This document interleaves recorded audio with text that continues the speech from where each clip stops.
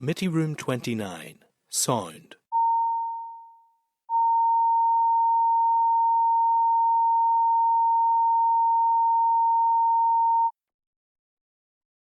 Committee Room 29, Sound.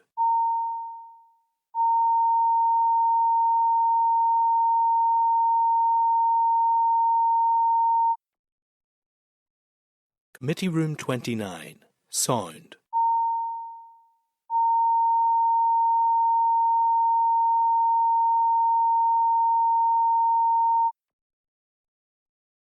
Committee Room 29, Sound.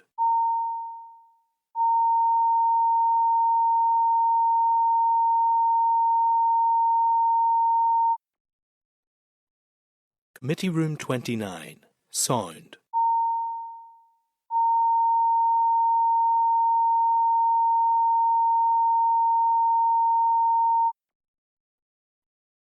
Committee Room 29, Sound.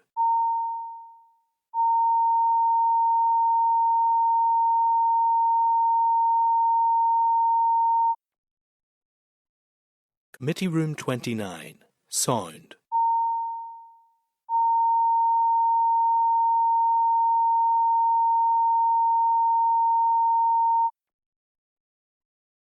Committee Room 29, Sound.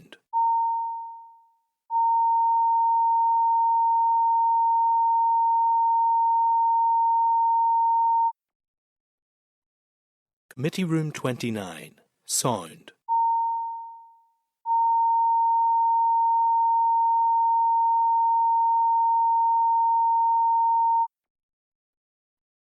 Committee Room 29, Sound.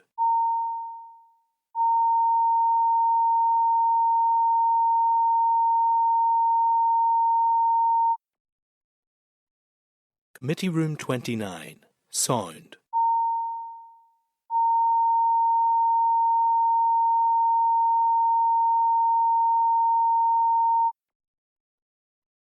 Committee Room 20. Welcome everyone to the Infrastructure Committee today.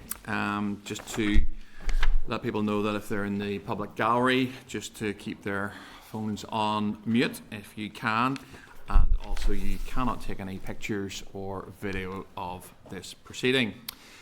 Give you a quick overview then of what we're looking at today. We will receive some oral evidence from Translink on the budget 26 to 29/30.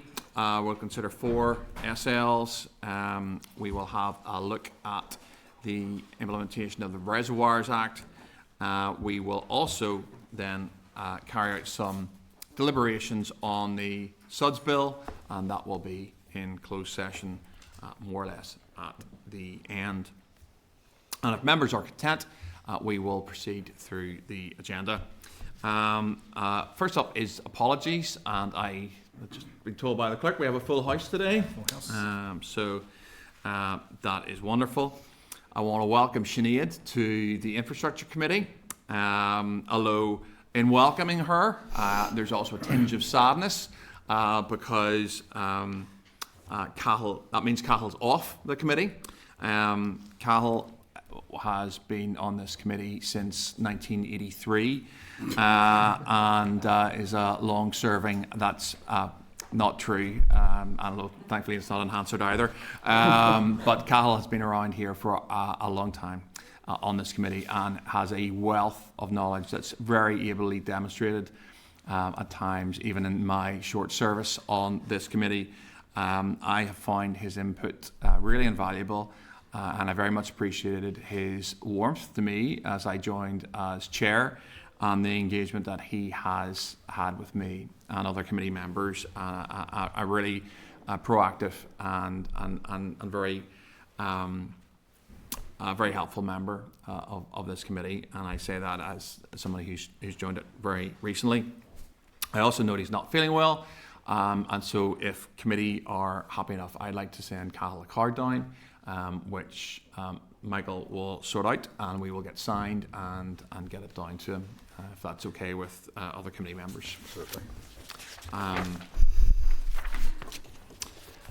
Okay. Item 2 is a declaration of interest. If any members have anything they want to declare, I'm conscious most members have declared already, and that's more or less for if anything comes up. Sinead, in particular, is there anything you want to declare at the outset in terms of other committee membership or anything else, just to give you the opportunity? No, Chair of Committee for ERC, but I don't think there's any clash there. No, absolutely fine. And nobody else has declared. If anything comes up, folks, in terms of the conversation and the business we will look at today, you can obviously mention that as we go. Item 3 is Chair's business. Just one item, and it's a really small one. Yesterday I was down at the Belfast Harbour launch of the Master Plan 25 to 50. Also down there was FM, DFM and the Infrastructure Minister. It was a very positive event. I was only there for about an hour and had to leave to come back up here. But look, just to make members aware of my attendance at that. And I was doing that as the role of chair. I wasn't speaking or anything. I was simply drinking a cup of coffee and having some of the excellent lemon drizzle cake and chatting to people down there. It was a really, really good event. Very, very positive. And part of what they are doing is tied in to what we will be looking at, hopefully, as we move towards the end of the mandate, which is the Ports Bill. I know that the Minister has indicated that that is being drafted at the minute. She's hoping to get that to the Executive and then hopefully this committee. And that Ports Bill is probably the engine that sits under what Belfast Harbour are trying to do. So just note that. Okay, so we have item 4, which is draft minutes. Page 7 are the minutes of the proceedings of the meeting on May the 13th. If members are content, I will sign those minutes. Are members content? Content, Chair. Okay. And at page 17 are the minutes of the proceedings of the concurrent meeting with the DAERA Committee on the 21st of April. And if members are content, I will sign those minutes as well. Yep. Okay. Great. Matters arising. Has anyone got any matters arising from last week's meeting? Okay. Great. And that will take us on to core. Page 24 is a core memo. I will take us through this. Sinead, just to explain, I'll sort of flick through and I'll pick some things up. And then what we'll do at the end, before we note everything, is I'll just open it up to anyone who has anything else they want to raise, so everyone gets a chance to highlight anything that is off core. Most of this is fairly simple stuff this week, which is good. If I so page 24 is a core memo. Page 27 is the response from the Minister to core requesting further details on RAP. That is not a group. That is reclaimed asphalt planings, and so you'll see the Minister's response there on page 27. A couple of things. One is that I just want to seek committee agreement that we forward this on to Northstone for their information.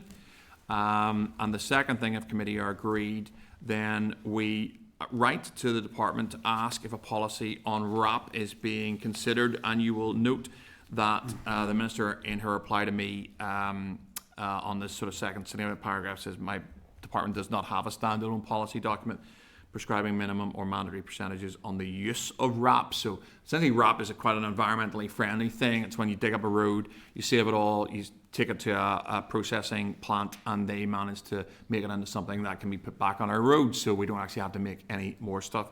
So it's environmentally friendly and generally a good thing to do. Just to make committee aware, on the second page there's some reference to the A5 project. This is something I think Justin had asked in terms of some of the detail we'd asked back from the Minister. So just to flag that up, she has answered that question. I'll open it to any comments anyone has to make on that, but as you'll note, I'll be seeking agreement just on those two items. If anyone has anything they want to flag up from the Minister's correspondence. Sinead. Sure, yeah. So it was just obviously new to the committee, but it was just to get an update on the draft road maintenance strategy. So I can see that the the copy was sent to the clerk of the committee on the 17th of April, so the committee have had some time to consider it. So I'm just wondering, has this committee responded formally in terms of its position on the draft road maintenance strategy? And also, for me, this is quite important. I don't think we can wait until further down into the summer, let this go past summer recess, or pick this up again after summer recess. I think we need to be giving the Minister the green light to implement the draft, the final road safety strategy, or the road maintenance strategy, pardon me. We need to get ahead of this before the winter months. There's all sorts of reports online that we're in for, severe weather events. Super El Nino has been predicted for the later part of this year, and I think that could seriously impact our roads. We hear it every week in the chamber. Potholes and road maintenance is the number one issue for people. So could we just get an update as to where the committee is at, or could I just get an update as to where the committee's at in terms of the draft road maintenance strategy, and when are we likely to respond formally to the Minister so she can get on with that work? Okay, absolutely. I'm just conscious you've managed to confuse the chair. Which page are you on, Sinead? So it's item 6.7. There's a letter, a response from the Minister, a follow-up meeting from the 29th of April in terms of the draft road maintenance strategy. So it looks like the committee had questions around the utility companies. So it's just, for me, there's no other information in the pack in terms of the draft road maintenance strategy. So it's really to get an update from yourself, Chair, and the Clerk in terms of where that's at with the committee's deliberations on the draft strategy. Absolutely fine. We're not quite there yet, Sinead, in terms of that item. So we're still just on page 27 of that. I think that is a little bit later on. So I don't know whether we want to take that now, just in terms of how we deal with that.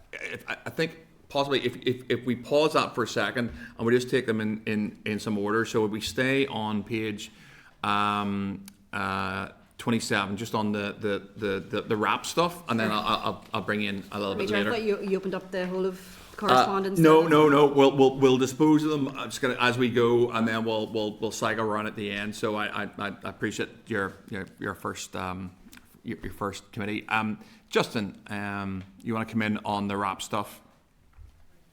Yeah, thanks, Chair. Just the question we asked the Minister was, to what extent does the use of RAP impact the judgment on the A5 ruling in relation to environmentally, where it could have been the first environmentally friendly dual carriageway on these islands, and the question hasn't been answered by the Minister in terms of how RAP or its use or otherwise has affected that ruling, or the lack of the use of RAP. Yeah. So the Minister, the paragraph you're referring to, yes, Justin, is second page there, guys, 3 down. In the development of the A5 Western Transport Corridor, the potential use of RAP was considered within the context of applicable standards. The extent to which RAP can be used. So yes, you're right. It doesn't really answer the question, I suppose. The extent to which RAP can be used is constrained by the need for safety suitability. So, do you have a particular question you want to? Do you want to just so Michael can get something down if we're going to write back on this? The question was how, to what extent the carbon neutrality of the AF5 dual carriageway, which is now the barrier to its progress, has been compromised by not using RAP in the procurement documents for that contract. Pretty clear, and Michael's got that. Okay, so got that one, Justin. Anyone else on this item?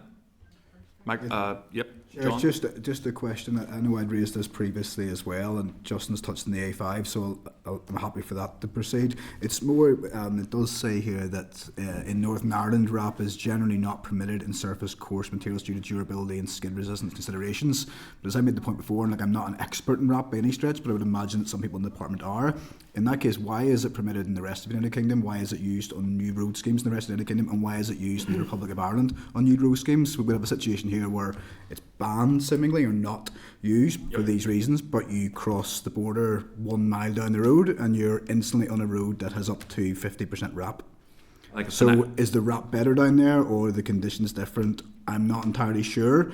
And to that end, given how RAP is progressing and how the technology is improving, that we have serious manufacturers of it here who are able to recycle this stuff and not sent to landfill, I do think it's maybe about time that the department does start to look at potentially developing a standalone policy regarding it, given how important this may well be. I'm just confused, and I think it's a fair question. So let's ask why, and they may come back with some technical data, but why the Republic and the rest of the UK use RAP and we don't. Militia, yes. Chair, just I noticed as well too that in the second last paragraph, the extent to which RAP can be used is constrained by the need to ensure safety, durability, and value for money over the life of the asset. Yeah. So there's a lot of other elements that have to be taken into consideration there, and to what extent it is that people are in a position then, when it has outlasted its lifetime as such, that it can be added to or changed. Yeah. And I suppose you're right, Militia, it's really to dig into what that kind of means, and that's probably the tenor of John's question that we sort of, ask the department, who are the experts in this, how they make decisions around that. Okay, so I'll just remind members just to seek agreement to write the policy if RAP's being considered, to seek agreement to forward Minister's correspondence to Northstone. Michael, you've got two there. Yes, to add to the right to department to ask if a policy on RAP is being considered, to ask whether the carbon neutrality of the A5 project was influenced by the lack of the use of RAP, or the planned use of RAP, and why it's not used in this jurisdiction, but it is used in GB and in the Republic of Ireland. Yeah. Okay. Committee agreed? Agreed. Okay. Okay, so that's all the wrapping done. Just again, next one that that I have here is I'm worried because my numbers are slightly different, but the item, the follow-up meeting on taxis' use of bus lanes, which might be just the next item in your pack. So the minister's come back and said that they're considering this, and that the extension of the experimental traffic control system schemes ensures robust data can be collected and to support any future policy decisions. So this is effectively, can taxis use bus lanes and how often can they do that? There's a line there. I'm pleased to inform you that our external consultants are currently working on the monitoring exercise. My only suggestion around that one is that we write back to the department and ask what the time scale of that monitoring exercise is, if committee are happy enough with that. Okay. Then we have just the York Street Interchange piece. So the letter is just follow-up meeting on 22nd of April, York Street Interchange, and we had written to the minister asking for an update on this. The minister has come back and given us some detail around this. As you'll note, the current expenditure on York Street Interchange is currently 26 million, but just obviously nothing's actually happened regarding that 26, and I believe that maybe that the previous figure was 24, so obviously 2 million has been spent sort of reasonably recently. Short of any other committee members' views on this, I was going to suggest committee write back, and the minister used a line, at my request, officials are exploring alternative funding options to support progression of the scheme, which is third paragraph down there. I was just going to ask the department what those options are, and the likelihood of them coming to fruition. Has anyone else got anything on York Street Interchange they want to raise? Stephen? Just to concur with that, Chair, I think it is very important that the focus does remain on this key project. We see it day and daily. I think the potential for this project to get moving forward is huge, and I think it is a real opportunity for the committee to keep the focus on. I do think that there's been little or no action done in the last 3 years on such a significant project, so I think it's important it's kept a top priority for us. Our committee agreed? Agreed, Chair. Okay. Let me see. Where we got to? Yep. Okay. We have The only other thing I have is the MAG, and then I'm going to bring Sinead in on the draft road maintenance strategy. And no, I'm not. I'm skipping past Sinead. That's appalling because I'm looking at I'm looking at the order here. Sinead, item 6.7, draft road maintenance strategy. Go ahead. Sorry. Yeah. So, Chair, it's obviously new to the committee. I'm reading through the pack there. Obviously, this is the correspondence from the Minister is a response to a question from the committee around the utility company, but it would be useful for me, I think, to get an understanding as to where the committee's deliberations are on the draft road maintenance strategy, because for me that should be a key priority for this committee. We can't go into the winter season still dealing with the problems from this winter season. As I said before, I think we're in for, if weather predictions are to be believed, we're in for severe, disruptive weather come this winter. So I think it should be a priority for this committee to make sure that we are doing all we can to advance the draft road safety strategy and to allow the Minister to get on with rolling that out. We can't leave it until after recess, in my opinion. So, Chair, it was just for me to get a better understanding as to where the committee's deliberations are on that, and are we in a position to formally respond to the Minister on the strategy? Okay. So we received that on the 17th of April, and obviously we discussed it just the week, probably committee two weeks after that.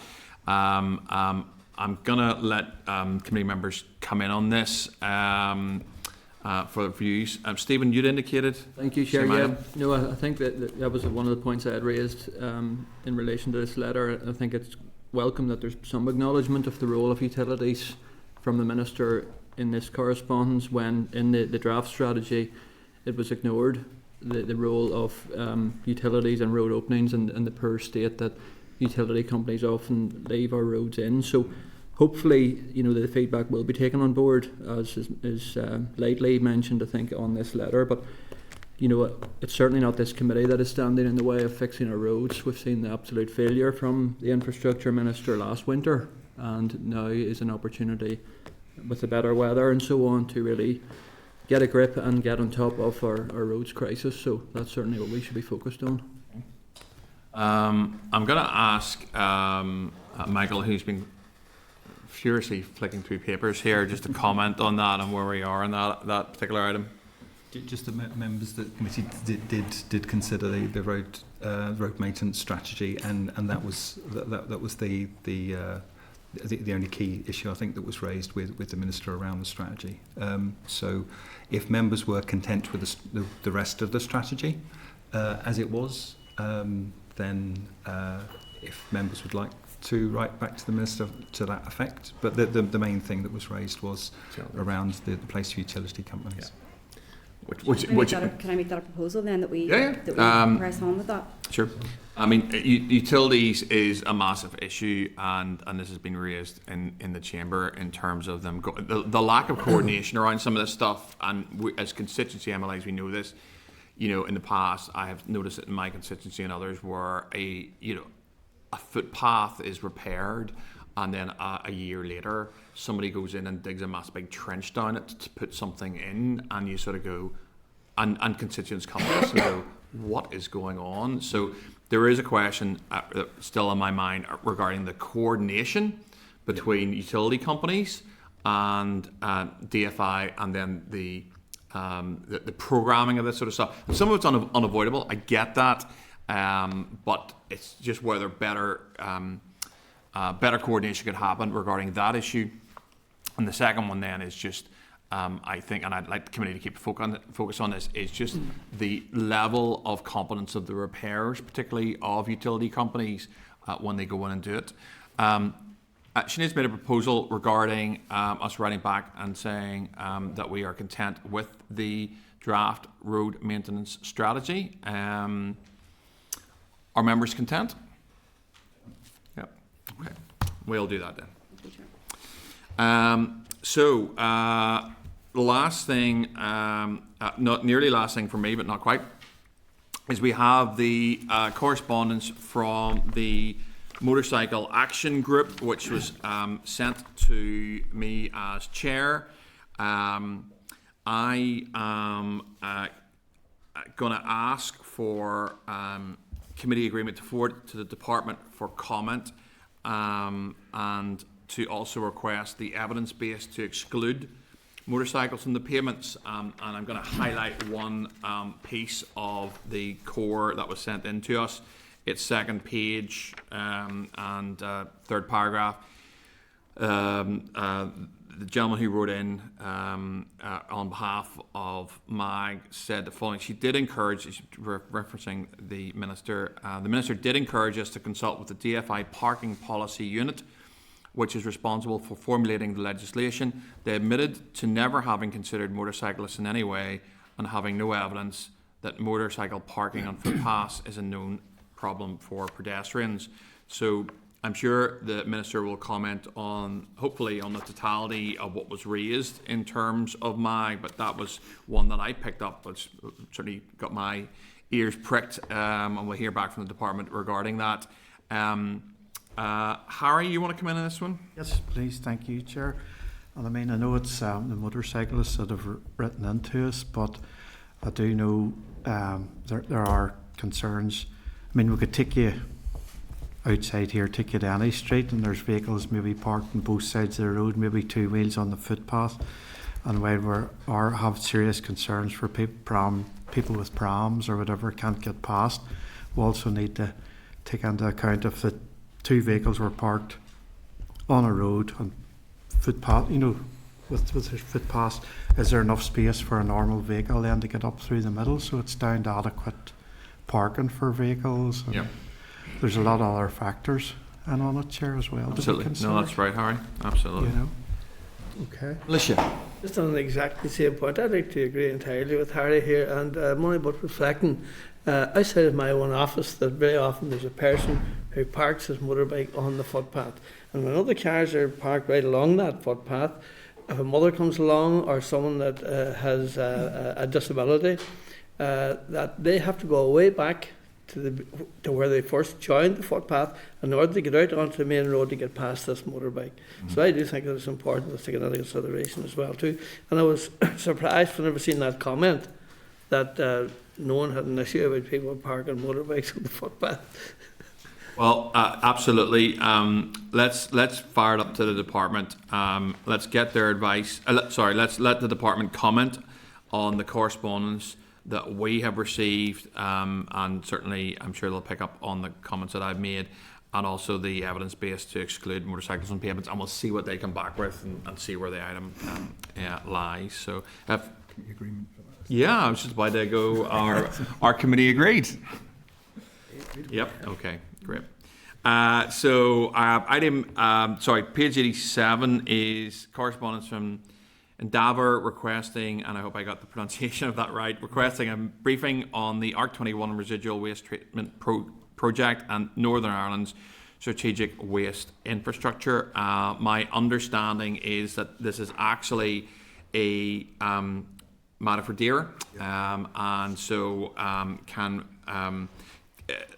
can we send this to the DAERA committee, or do we direct the correspondent to write to the DAERA committee, Michael? The committee can decide to do either. Okay. Yes. Our committee happy enough to send this across to Stephen, to DAERA? Just a query, Chair, just in relation to, I appreciate there is a lot of remit, I think, which is within DAERA, but I think where this is at the minute, and I think it references it towards the end of the last page about, it is a regionally significant planning application. Okay. I believe there are issues around the planning process, I suppose, which goes above at the council level. Yep. Given the regional significance of this project, I would certainly be interested in hearing more about it, as a committee. But Have a quick look at that. I have to admit, Stephen, I missed that one. Which page are you on? it's page 42, Chair. 42.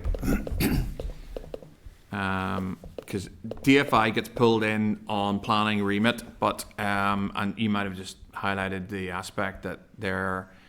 I understand there was a decision made in the previous, towards the end of the last mandate. It was the infrastructure minister that ultimately made a decision around it. It was on a planning issue. That's right. So whilst I think the nature of it probably sits within DAERA, if the DFI minister did, because she was very involved. It was Nicola Mallon at the time. was very involved in ARC 21 and decisions around that. I'll ask I know Phil or Michael want to comment on it in terms of what varies we have, because my understanding is that the processing of this stuff probably fits in more with DERA, but if there's a high level or regionally significant planning aspect to it, then that sits in with DFI. I don't know if anyone wants to comment. Chair, Phil, unless you have... Yeah. No, I mean, obviously the committee, as you say, Chair, has a remit in terms of, planning. It may be a good idea in the first instance to perhaps, if we liaise with the committee staff on that committee, just to see if what evidence has been taken to date, because it's possible that committee may have already received evidence from the department, DFI, on that issue. But either way, obviously, we will obviously do whatever the committee is minded to agree. No, that's good. I could just add, just the same, I'd certainly be interested in hearing more information about it if they could present us. Just to that's fine. Sinead. Yeah, Chair, I think obviously the sorting and storage of waste is a matter for DERA, but I noticed in this letter it references the movement of the majority of the waste through ports, and it names Warmpoint Port. Just to flag, and I'm sure members in this committee will be well aware, that has caused major disruption for the community in Warmpoint in terms of the storage of RDF. So if there's any role for this committee in terms of infrastructure or planning, I think we should push back very strongly to make sure that there's protections in place that this material is not stored beside homes or businesses or communities, because that is the experience of my constituents in Warmpoint. Should be a lesson for everybody in terms of this issue. So happy to write to DERA and for our clerks to work with DERA committee clerks. But as I say, if there's a role for this committee, I think it should be ensuring that waste is not stored beside homes or beside communities where it's going to cause a nuisance and it's going to cause a problem. Oh, that's absolutely fine, Sinead. Andrew. Yeah, again, but like Mr. Harvey said, I'd be interested to hear what they say, not least, again, if there is a planning aspect to this. And I think that while I totally get the overlap, if you will, with DERA, I think it does point to some of the bigger structural planning issues that's going on. And again, I think as Ms. Ennis quite rightly says, there are issues external to it, but if we're to solve any of these problems, it requires bigger thinking, and as such, I think something like this is incredibly, yes, crossover for sure, but I think it's important for us to hear with regards to planning, not least the on the ground, but also the bigger sort of strategic end of things too. Yeah, I agree, Andrew, and we do hear, take everyone's comments, we do hear these sort of horror stories where, and none of these are necessarily true, but we're all aware of them, of how we export waste and we don't process enough here. So we're sort of sending waste to other countries, and other countries are and we're paying them to take it. And really, that's not particularly environmentally friendly about 2 or 3 ways. And so I think we have to get more creative. We have to use the technology that we have available to try and think of better ways to dispose of our waste, and actually more environmentally friendly ways to deal with it as well. In terms of just tying this one off, our committee agreed that the clerks, Michael and Janice, have a conversation in round varies on this one and come back with an answer as to whether or not it's DERA, whether or not it's us, or whether it's actually there are aspects of both that we could take a look at, because it is, I think, as members have said, I think it's a really important issue, and it's going to be an ongoing issue for Northern Ireland PLC. So I think probably the best thing to do, if members are agreed that Michael has a conversation with Janice, we sort out the varies, sort out the responsibility, and we can bring it back next week. Sure, if I can just add, as long as that's you're considering the briefing request from them. Yep. Okay. That's fine. So I think in the first instance, let's sort out where the varies is, and then we'll get that briefing in. Members content? Yep. Okay, great. Okay, so that's that. Has anyone got anything else off core that they wish to raise or flag up? Okay. That's that disposed of. So were people happy enough to note the rest? Yeah, okay. Okay, so item 7, there's a battery of SL, so pin your ears back. Item 7, SL1, the Road Races Castle Hill Climb Order, Northern Ireland, 26, formal consideration. At page 44 is the clerk's memo. At page 45 is the SL1. And at pages 48 to 53 are documents related to the SL1. The SR is not subject to procedure before the Assembly. The purpose of the Okay, I'll bring him in. I'll just finish this off. The purpose of the order will permit the suspension of the right-of-way of traffic on Friday the 26th of June 2026 between 11:30 a.m. and 10 p.m. and Saturday the 27th of June 2026 between 8 a.m. and 7:30 p.m. on a length of a number of roads in and around Cairncastle, County Antrim, to allow the Larne Motor Club Limited, promoters of the Cairncastle Hill Climb, to run the 2026 event. The committee noted receipt of the SL1 and a proposed statutory rule at its meeting on the 22nd of April 2026, at which point a call for views was published on the Assembly website. The committee's call for views closed on the 5th of May 2026 and received no responses.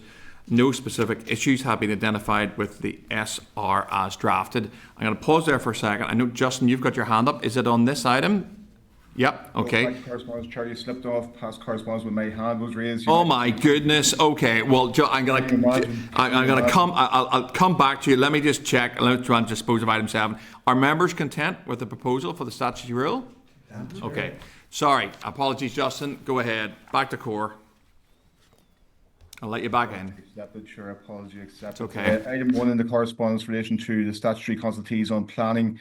Planning is cumbersome and go slow in the north here with so many barriers and so many delays which are holding back development and the economy because of under-resourcing. And there's paragraph 3 where the Minister mentions some vacancies exist across all divisions, which does adversely impact their ability to perform full functions and meet targets in all cases.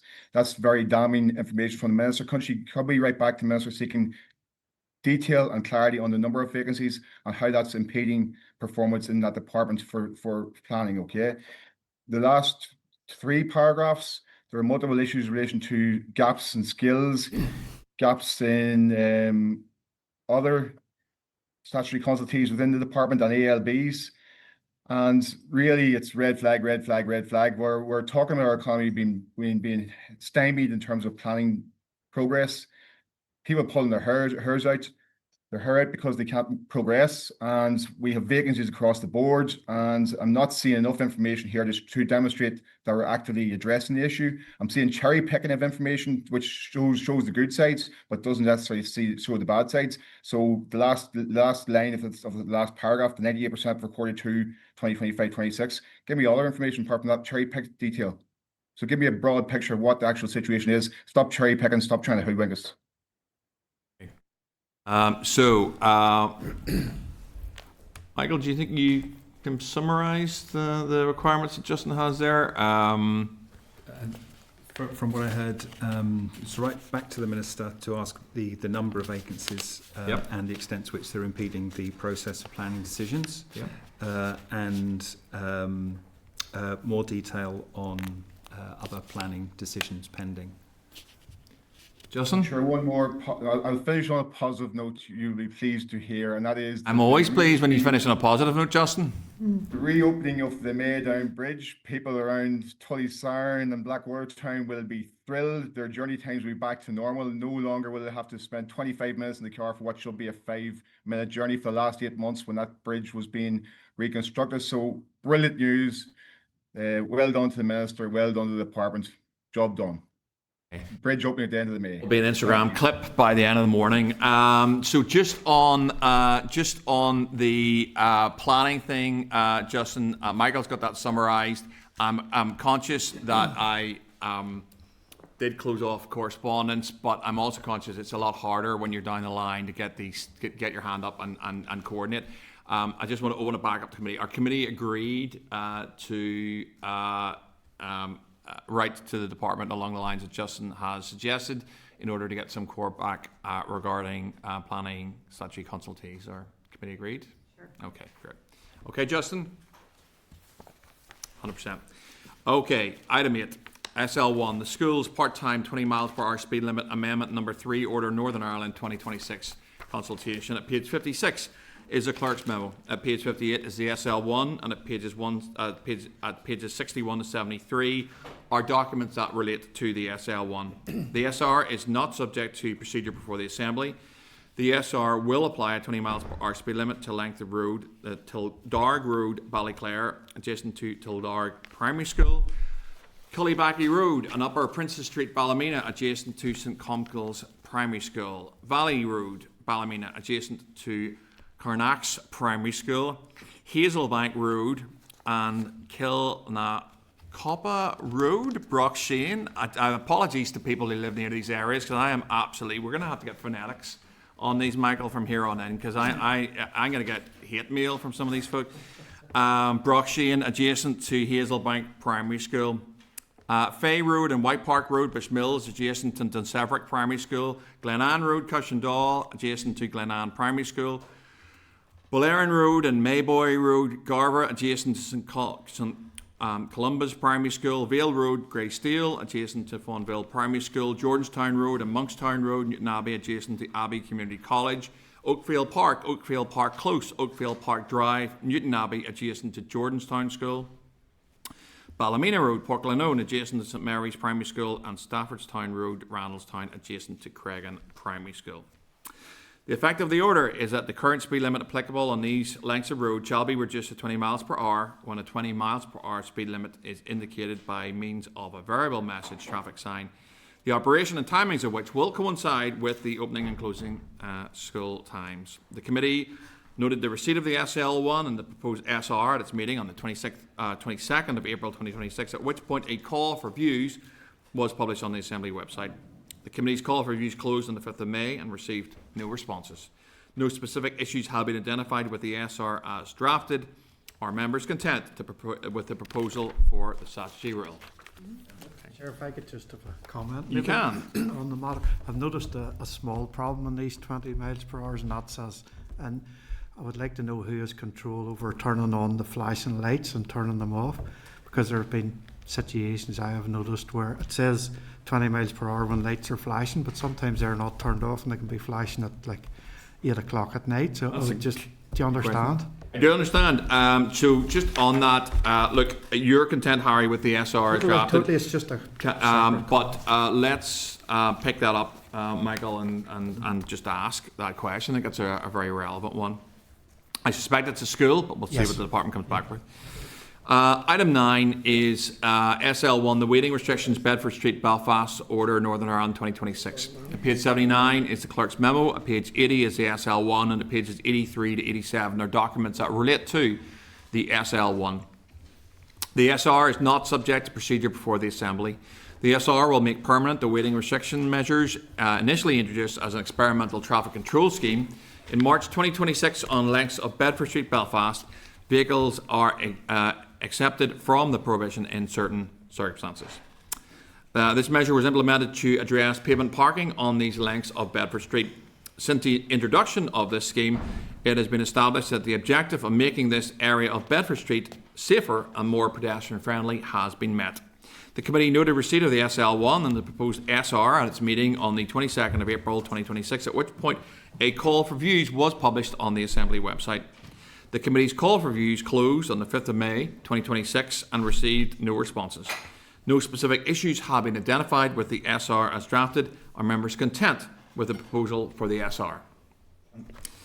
Item 10 is SL1, the control of traffic, Durham Street, Belfast, Order, Northern Ireland 2026, formal consultation.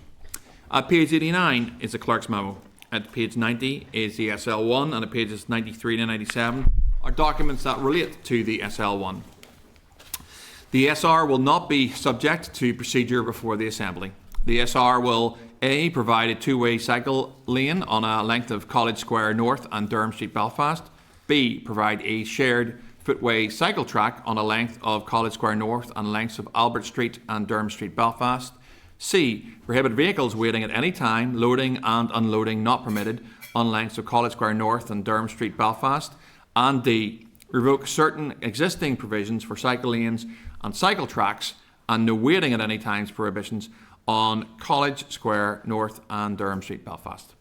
The committee noted receipt of the SL1 and a proposed SR at its meeting on the 22nd of April 2026, at which point a call for views was published on the Assembly website.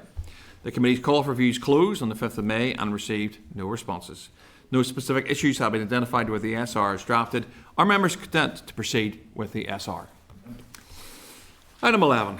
SL1, the school's part-time 20 miles per hour speed limit amendment number 4 order, Northern Ireland 2026. At page 100 is the clerk's memo. Page 101 is the SL1, and at page 104 are documents that relate to the SL1. The SR is not subject to procedure before the Assembly. The proposed rule will apply a 20 miles per hour speed limit to a length of road of Belmont Road, Belfast, adjacent to Belmont Primary School, Washgoyle Park and Shaw's Bridge, adjacent to Bunscoyle Football Fishing Primary School, Tennant Street, Belfast, adjacent to Edenbrook Primary School, Ballycreen Drive, Lisburn, adjacent to St Aloysius Primary School, Carr Road, Lisburn, adjacent to Carr Primary School, Seymour Street, Lisburn, adjacent to St Joseph's Primary School, and Halfpenny Gate Road, Mora, adjacent to Brookfield Primary School. The effect of the order is that the current speed limit on these lengths of road shall be reduced to 20 miles per hour when a 20 miles per hour speed limit is indicated by means of a variable message traffic sign, the operation and timing of which will coincide primarily with the opening and closing times of each school. The committee noted receipt of the SL1 and the proposed SR at its meeting on the 22nd of April 2026, at which point a call for views was published on the Assembly website. The committee's call for views closed on the 5th of May 2026 and received no responses. No specific issues have been identified with the SR as drafted. Are members content to proceed with the SR?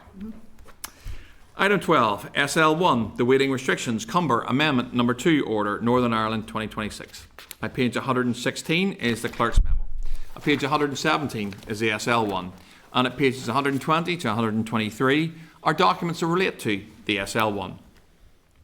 The SR is not subject to procedure before the Assembly. The SR will prohibit vehicles waiting at any time, loading and unloading not permitting, on lengths of the A22 Clinchy Road, Cumber. The committee noted receipt of the SL1 and the proposed SR at its meeting of the 22nd of April 2026, at which point a call for views was published on the Assembly website. The committee's call for views closed on the 5th of May 2026 and received no responses.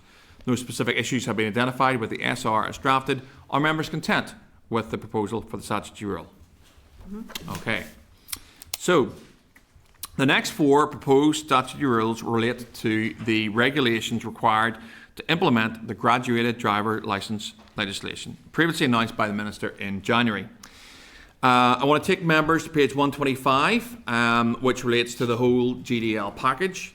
And also to remind members that committee has been waiting for responses from the DIA and NIAIC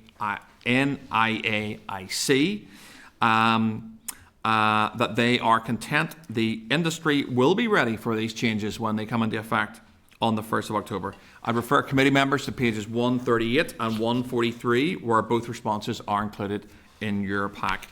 The summary of which, colleagues, is that both of those organisations, who are the main stakeholders in this, along with all our young people who are going to be going through this test, but the 2 main stakeholding bodies have now come back to say that they are content with the support that they're getting from DFI, and they are also content that they will be ready for the 1st of October 2026.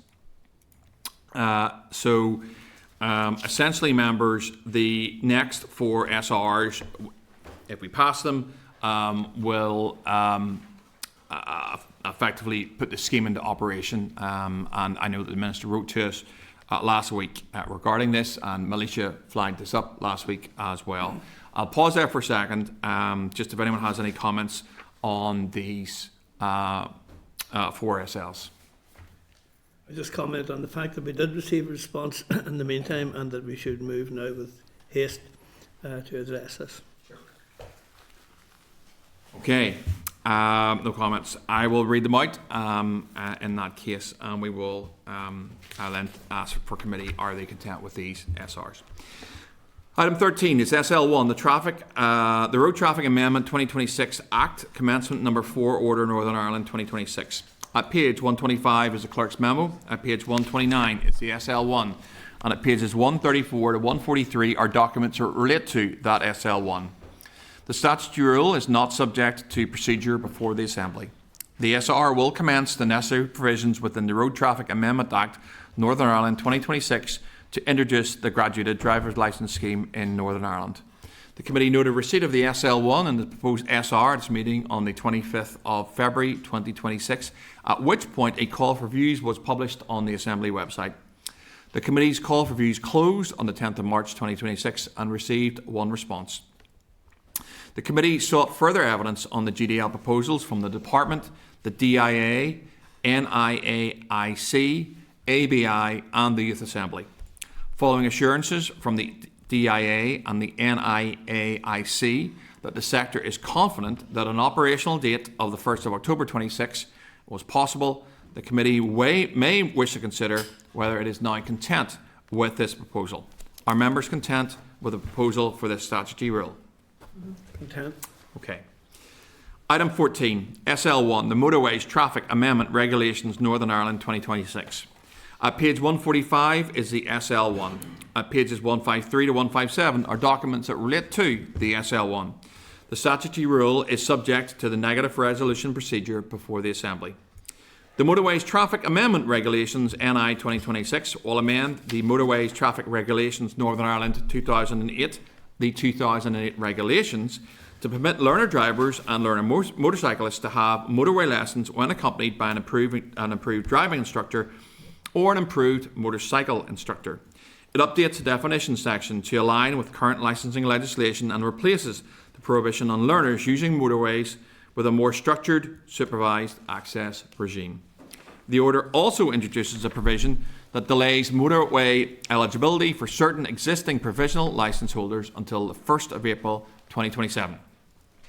The committee noted receipt of the SL1 and the proposed SR at its meeting on the 25th of February 2026, at which point a call for views was published on the Assembly website.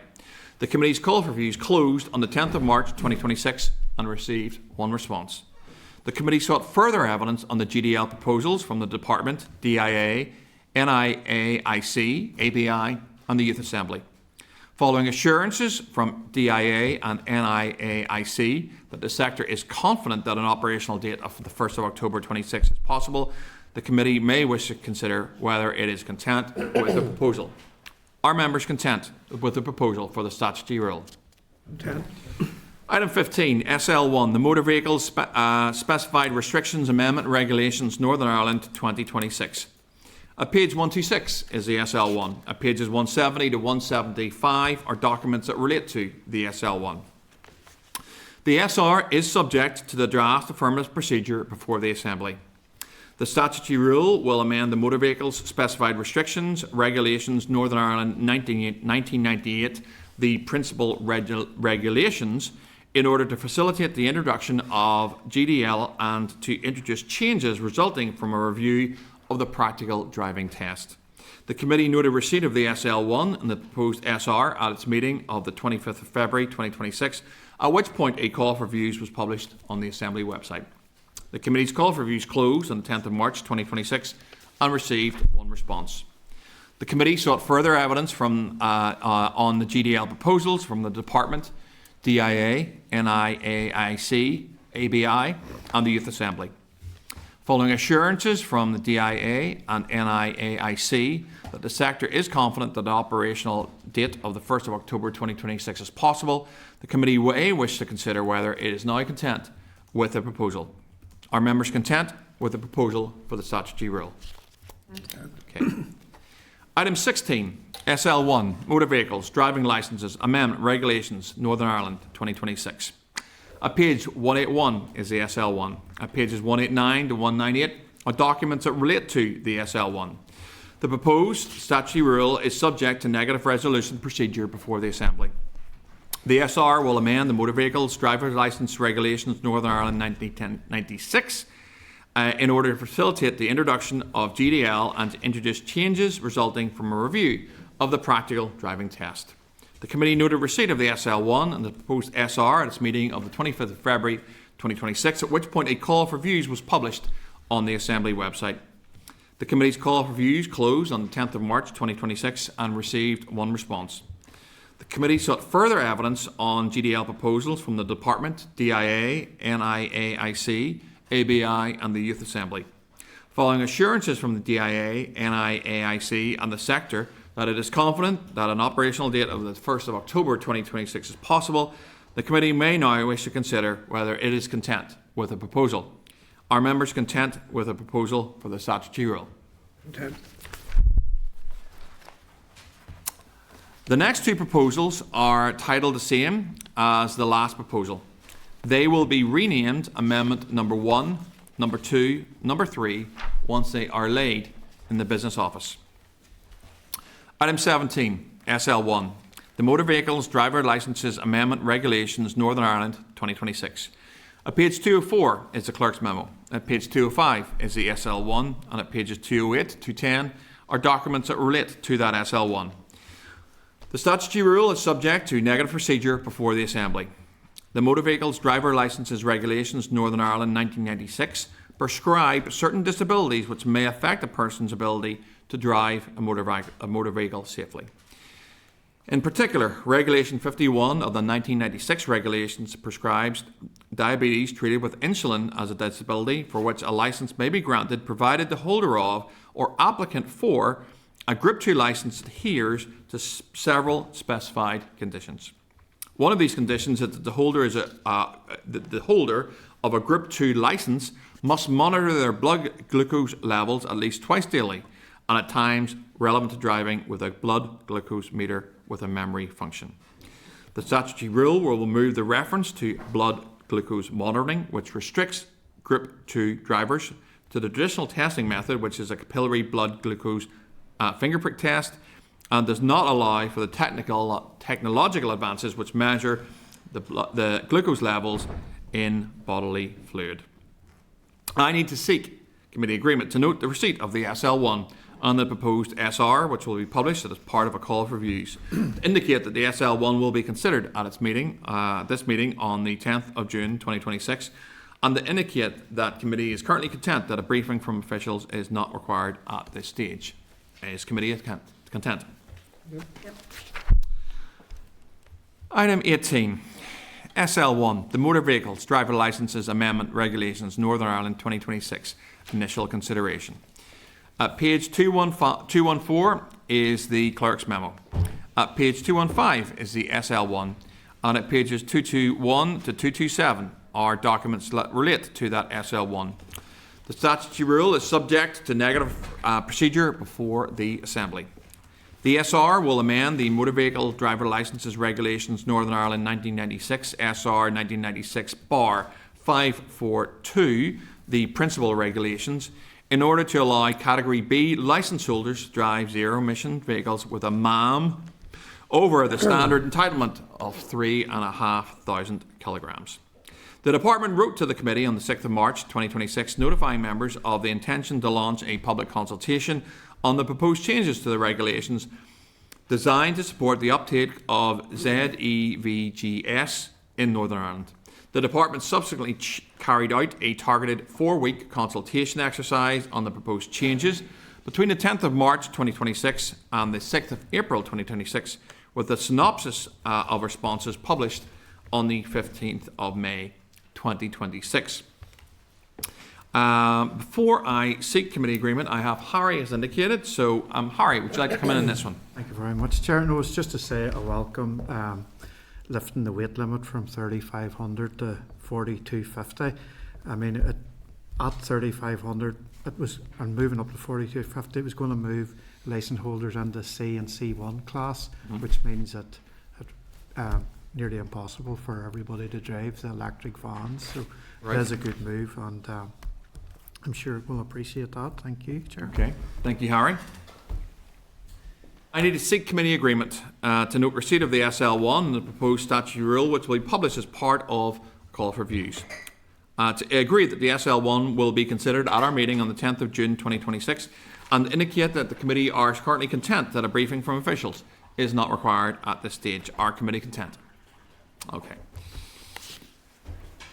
And breathe. Item 19, is the draft budget 2026-30. We will be having officials from Translink who will be giving us oral evidence. I'll take you to page 241, which is the draft budget 2026-2030. And at table papers, at page 3, is the clerk's memo. I'm going to welcome Chris, Ian and Ronan, who've come to give some oral evidence today to the committee.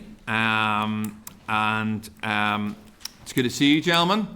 Chris, is this the last roll of the dice for you? This will be my last one. Yes. Have you bought your fishing rod, or have you bought a set of golf clubs for the next stage, or what's? Well, I'll have to wait and see what comes next, Peter. Okay, you know. I was hoping to get something on Hansard regarding what your future intentions were there, Chris, but you're not going to be tempted by me.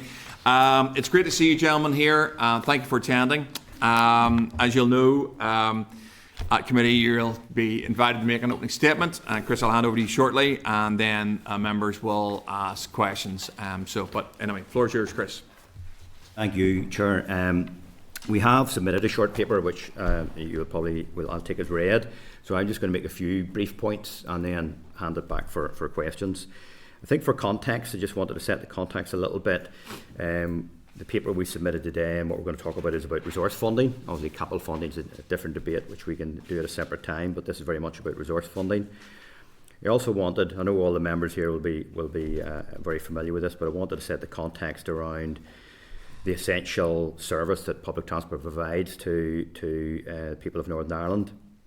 We need to remember that, you know, for those who don't have access to a car, 23% of households in Northern Ireland don't have access to a car. 50% of young people aged 16 to 24 don't have access to a car.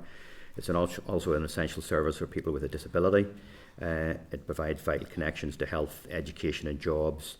We carry 50,000 pupils a day to school, for example, as well.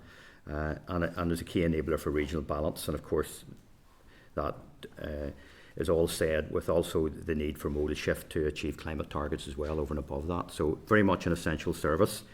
I also thought for context, it's worth just outlining how Translink and DFI work together, how that works. So Translink is essentially the operator of public transport network.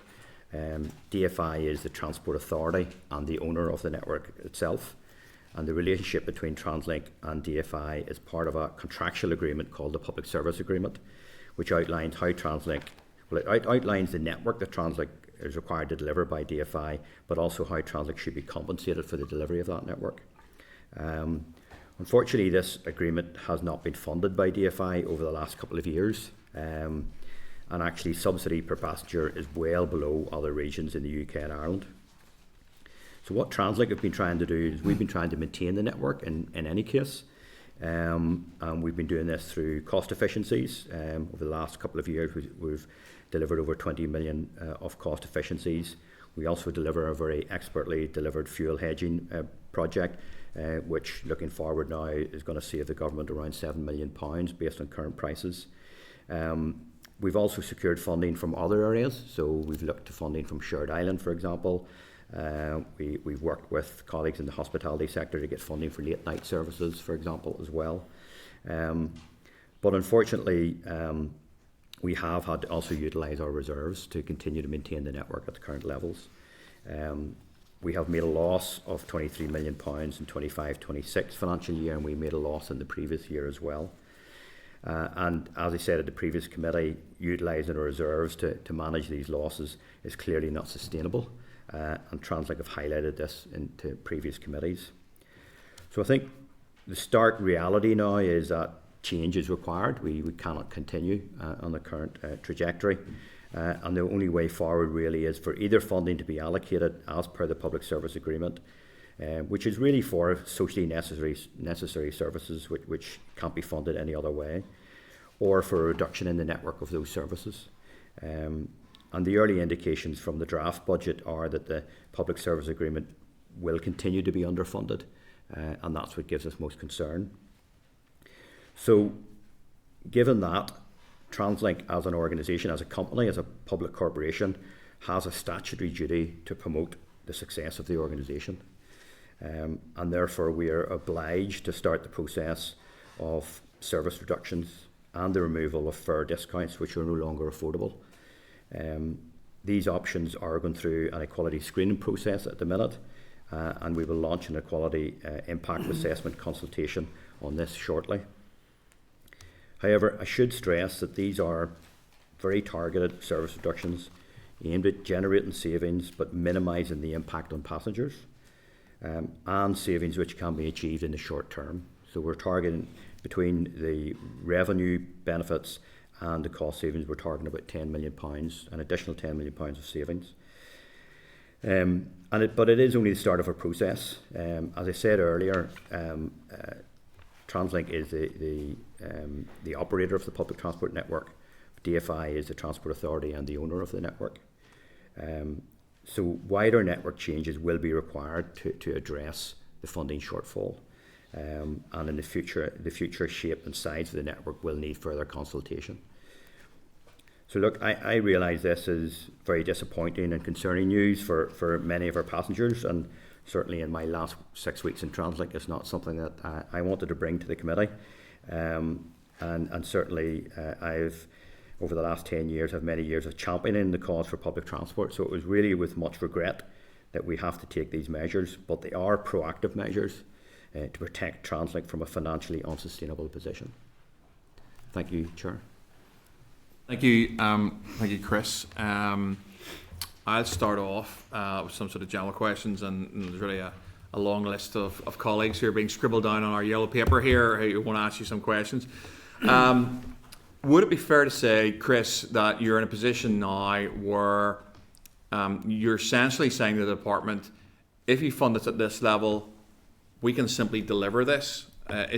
Because you're probably not the only organisation in terms of sort of an ALB or however you want to describe it of the department that actually I suppose you're saying to the minister, look, you're funding us at this level, and at this level, here's what we can deliver. I'm sure you'd like us to deliver this, but we can't actually do that. I mean, is that a fair summary of where Translink are at?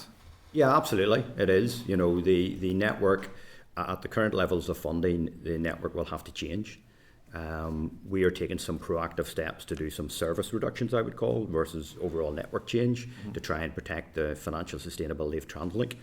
But if the network is to continue at the current size, there will have to be additional funding. Now, most of the funding goes to socially necessary services, so it is about how that change will be made. And to a certain extent, the last couple of years there's been a little bit of a false sense of security created because we have utilised our reserves to try and keep the network whole while we get to this position. But that can't be sustained any further. So we're now at the position where a decision has to be made, and it's critical that that decision is made as early as possible. How many years have you been running the reserves down? So I mean, I'm sort of thinking at some point you had X reserves, and then they started to get kind of smaller, if that's fair enough. Yeah. What's the time period for that sort of? Well, it's changed if you go back over the 10-year period, we ran reserves down, and then they were actually re-established back in 21-22. Right. And then we've been running them down again since then, I would say. Like you say, effectively the last sort of 4 years, 5 years, something along those lines. Okay, it's fine. Okay, and the next question is, so you're at a point now, I guess, in terms of your evidence, where you're saying, because I'm just looking at the figures, you have maybe cash reserves at about 10 million, something around there, is that right? Yeah. Financial losses occurred last year, maybe in the region of 27 of those figures? We're going to finish the year around 23 million. 23, okay. So essentially, that's unsustainable if you just keep mapping, okay? So essentially, you're at a point now where I suppose you're saying to the department, you're not funding us at properly through the public service obligation that you have, but you'd like to be, but maybe they're not. In terms of that conversation regarding service reductions, how does that work with the department? Because you're the sort of operating authority, and the department are sort of the ones who, how's that working? I mean, the department's sort of saying to you, no, Chris, you can't do any service reductions. We want you to maintain this level. I mean, how's that happening? Within the public service agreement, Translink can make a small level of adjustment to the network. So that's what we're doing at the minute within the agreement we can. Anything beyond that would have to be done with the department's approval. And the department would need to consult on that and go through their own processes on that. Yeah. So all we're doing at the minute is doing what we can do within our remit. Yep. But ultimately we're saying that's not really going to be enough. That will help us to remain sustainable in the short term. But really, consideration needs to be taken of how we get a financially sustainable network in the medium term. Okay. And in terms of, last one for me, in terms of the minister recently froze fares, essentially. So that's something the minister can do. She can essentially say, the fares have been frozen. In terms of that freezing of fares, what impact does that have? Because some of your evidence, some of the written evidence, it seemed to suggest that actually, you might be in a place where you're saying, actually, freezing fare, we're losing money at this point in time. So freezing fares seems maybe unusual. I mean, from a business perspective, from your side, what has the impact of freezing fares been? Look, if the funding's not there, another way to protect the network is to generate revenue. And as I said, we've been looking at options to do that. The biggest revenue opportunity is looking at fares. If I take it over the last, let's say, 9 years, we've had 5 fare freezes in the last 9 years, to put it into context. If you recognise that every year you do a fare increase, it's not just for that year, it's a cumulative effect in the next years coming. So conservatively, those 5 fare increases have cost us over £20 million of revenue. So if you look at the gap that we have at the minute, you could see that a cumulative effect of not having fare increases has an impact. And that's something which needs to be considered in any funding. Because over that period that you've just illustrated, the cost of everything else is going up in line with inflation. Yeah, okay. That's fine. That's all from me. I'm going to give you a blindsided question at the end around community transport, just to flag you up. So one of your staff are going to start thinking about community transport now, so I thought I'd let you know that one. Okay, I'm going to bring John, who's Deputy Chair. Chair, and gents, thanks so much for coming along today. And just to place on record again my thanks to your PR team and all your staff for everything they do and for your ongoing engagement. It is really useful, particularly keeping us as elected reps up to date, so we do appreciate that. The Chair's covered a couple of the issues I wanted to focus on. But the first one I come back to is the reserves. From a raw accounting point of view, is it pretty much fair to say that the department's been using your reserves to fund you? Well, it depends what way you want to phrase it, John, but certainly the Translink's reserves have been used to maintain the sustainability of the network, in the hope that the funding issues would be resolved. But given that hasn't happened, we're now in a position where we have to sort of act as directors of the company and make sure we maintain the financial sustainability of Translink. That will have an impact on the network that we can deliver. To go from 60 million in 2022 to £10 million last year was pretty perilous, close to the wire. Yes, yeah. We're now already in the dangerous financial territory in that respect. So how much more, or if anything, can be absorbed in terms of eating into those financial reserves before we're in real financial perils? Well, the plans we've outlined today are to make sure we maintain Translink's financial sustainability in the certainly short to medium term. That gives us the room to decide on the shape of the network going forward, so that Translink can actually get and the network can get into a financially sustainable position. And that's what we're doing at the minute. We're acting responsibly as directors of the company, but we now need to get to that position with the department as to what the responsible position is going forward with the network. I mean, I do think that your level of funding to date has been absolutely shocking, and you've been asked to do more with every year with less. And I commend you for the £20 million of efficiency savings and the fuel hedging programme. I commented on that previously. I think whether it be departments or arms length bodies could certainly learn from that in terms of making those efficiency savings. But there's only so much you can do. So in terms, to put that into context, John, just is that we've grown our passenger numbers last year by over 4%. At the same time, we've reduced our head count by over 1%. So so we are increasingly putting efficiency measures in place. But but continuing to drive more passenger growth. In terms of concessionary fares, and they're promoted, for example, by the Minister and by everyone to say how welcome this is, if you don't receive any additional funds every time the amount of people receiving concessionary fares goes up, so the pressure continues to mount on yourself while others take the plaudits for giving more and more free or discounted transport. I mean, can you just quantify in terms of how that's impacting Translink on an annual basis? Well, our funding stays relatively flat, and that funding is made up of primarily concessionary fares budget and the public service obligation. But every year the concessionary fare budget goes up. So if the overall stays flat, it means the public service obligation funding is coming down. So it's a bit of a dichotomy, because on one hand we've got concessionary fare budget there, but we're potentially going to deliver a smaller network. So it's trying to get the balance right between those two things. The challenge is going to be with an ageing population and everything else, that concessionary fares budget is just going to increase. And if the expectation is that the funding stays flat, then it's just going to put the network costs under more and more pressure.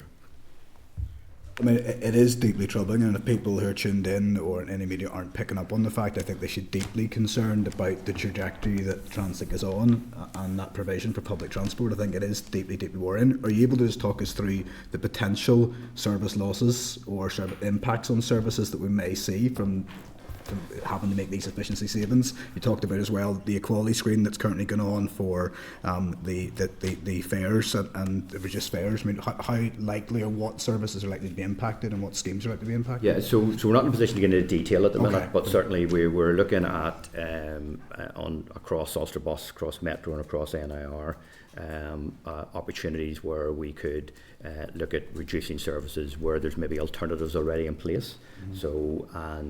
And where they're more likely used, and looking for opportunities to get cost savings from that.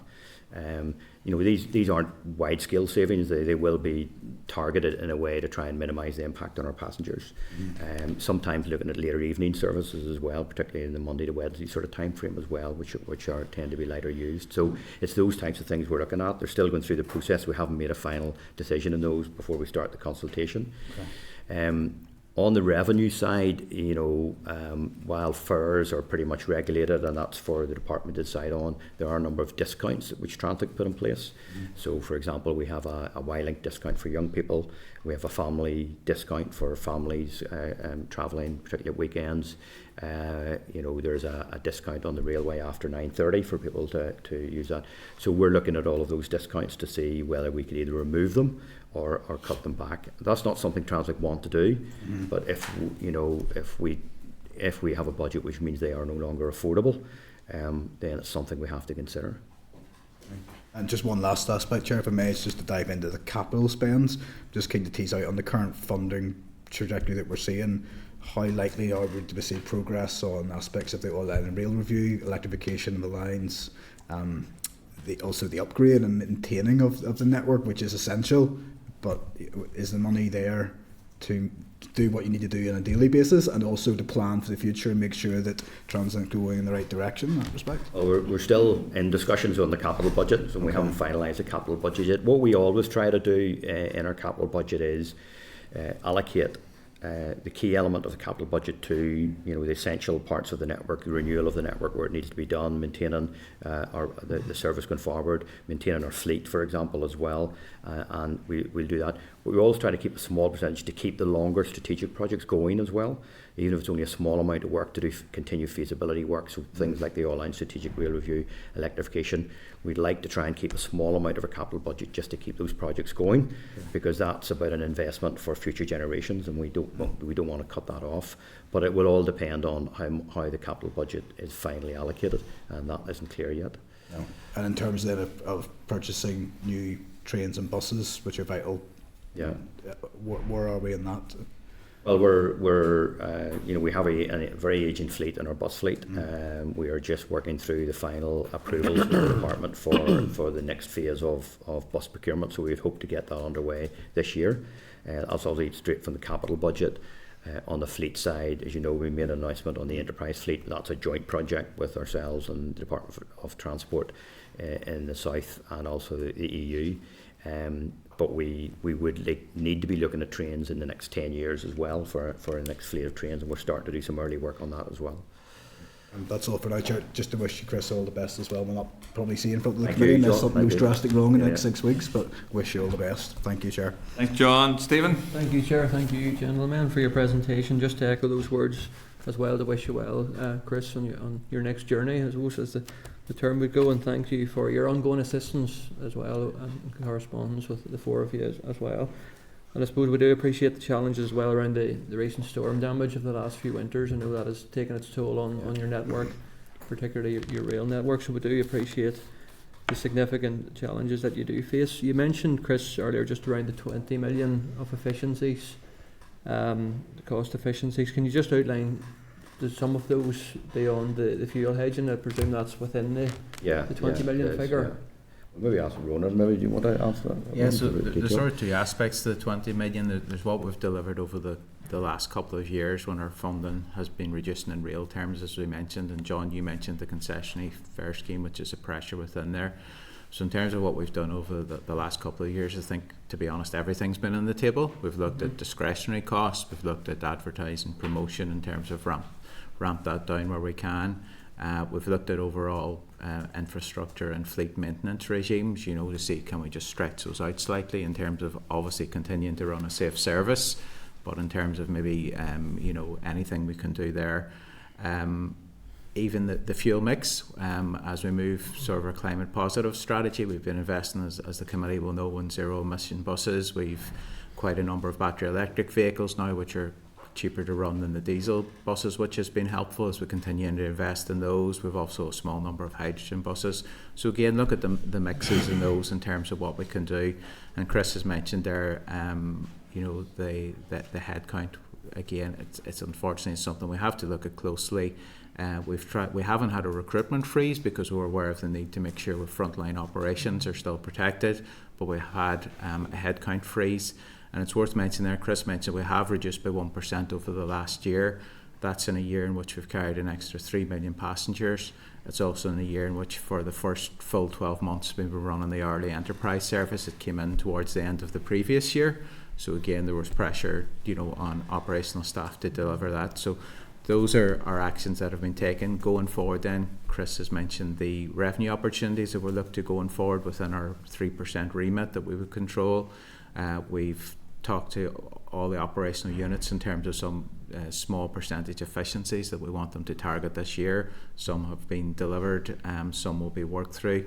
And then our fuel hedging programme is the other 7 million, Stephen. That's something that has been very successful for us. So we've had it in place for a number of years. And as of today, the number can change, but as of today, all our future fuel hedges going forward based on current market prices will deliver us over 7 million of savings as opposed to buying it at market prices. So we're very certainly pleased with it, but also it's very important when we're trying to protect the public purse. Yeah. And one example just that is something again we did with a very heavy heart, but given the cost pressures we were under, we didn't recruit any apprentices last year. Now that's obviously an investment in the future, and you don't do that. Now this year we're re-looking at that to see if we can bring in some apprentices going forward, because obviously that has a big impact in the future if you're not bringing apprentices in. So those are some of the difficult decisions we've had to take. Yeah. Okay, just moving on then, the reserve situation is obviously very alarming, and alarming too around potential impacts on services. I suppose I'm keen to establish just your level of engagement with the Infrastructure Minister around some of these challenges and the scale of the I suppose the emergency situation which you are in. Do you feel that she recognises the scale of those challenges, and if you can just outline the level of engagement over the last year? Well, look, we've had good engagement with the department. We've been discussing this probably with the department for about 6 months, I would say now. And the need for urgent action, and we've come to the position where, as everyone around this room will be, there's no budget agreed at the executive, there's no budget agreed by the department. We don't have a budget allocated to us yet, and therefore we haven't been able to get any clarity as to how things are going forward. But because we're at this critical point, Translink has to take some decisions into its own hands and move forward, because we have to act responsibly in terms of the financial sustainability of the organisation. That's unfortunate that we're in that position, but that's where we are at this point, Stephen. Okay, just turning then briefly to the capital aspect of things, the feasibility study around, we've mentioned this before, around the Belfast City Airport rail link. I know there's been quite a bit of work with the obviously their master plan and so on, and I know you're involved with that as well. Is there any update on where we are on that one since we last We spoke? did some early feasibility work to input into the master plan for the Belfast City Airport, and we're continuing to have those conversations. I know that the Belfast City Airport are pushing ahead in terms of looking for planning and how they want to roll that scheme out. And we will continue to engage with them on it. There's no further work other than engaging with them and looking at how we would get it to the next stage, but that would require funding, and that's a conversation that will have to be had around the funding required for that. Okay, and just final question then, the Grand Central Station, where are we in terms of the total costs around that? Obviously it was previously estimated 340 million, is that figure still correct? The plan is to come in on the budget for Grand Central Station. There's no...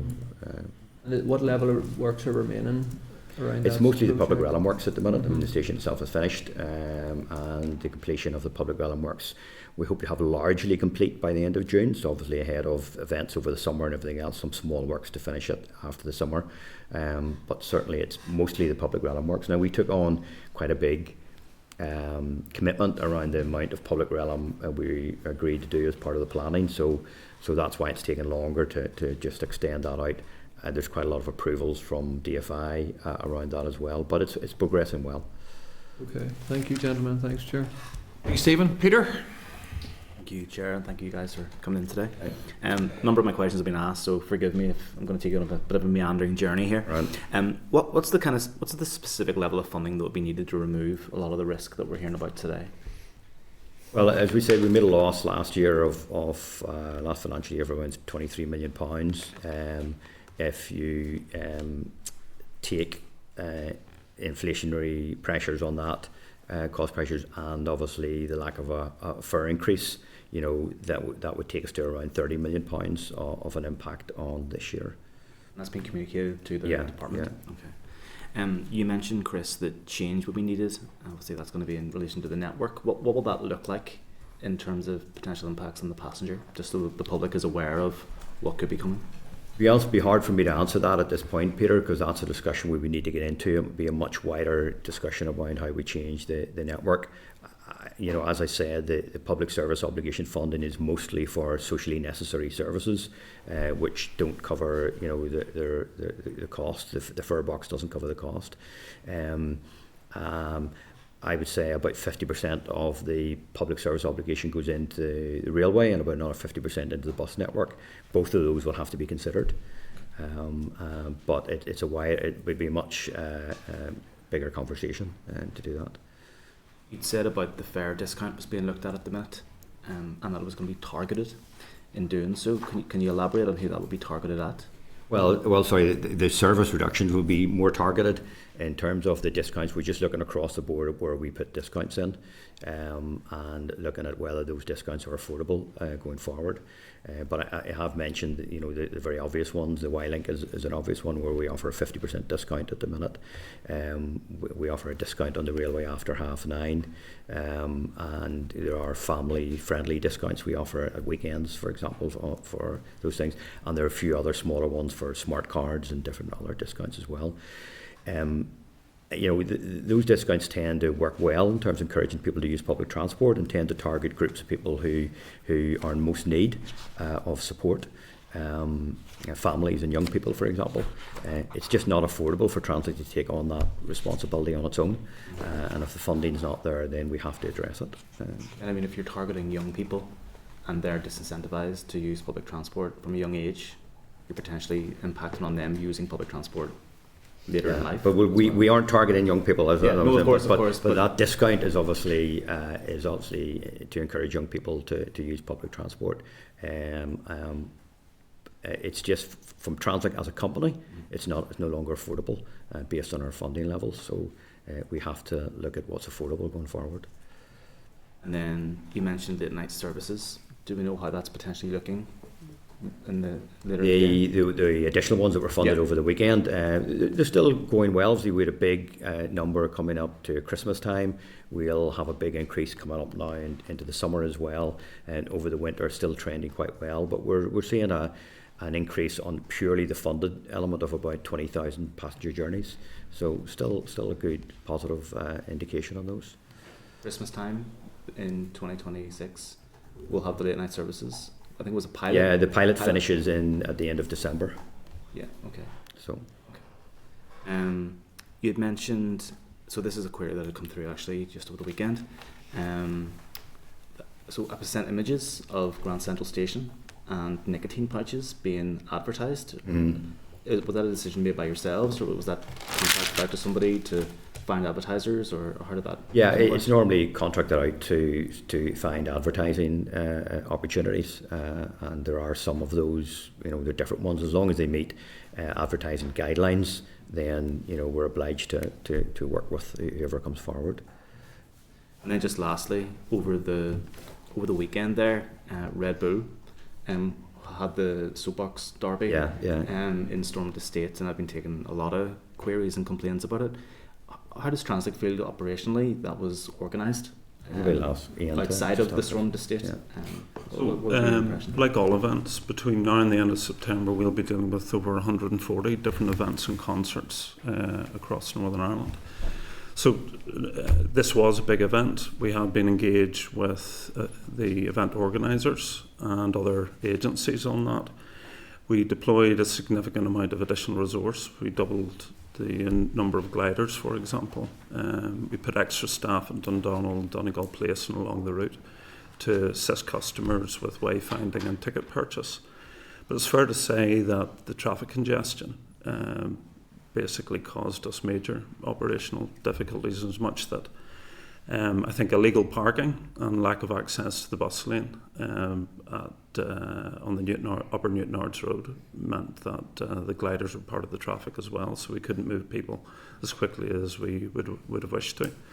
I think there are lessons learned, and we are engaging with the event organisers and other agencies to see how we could do that better if there's another event at Stormont.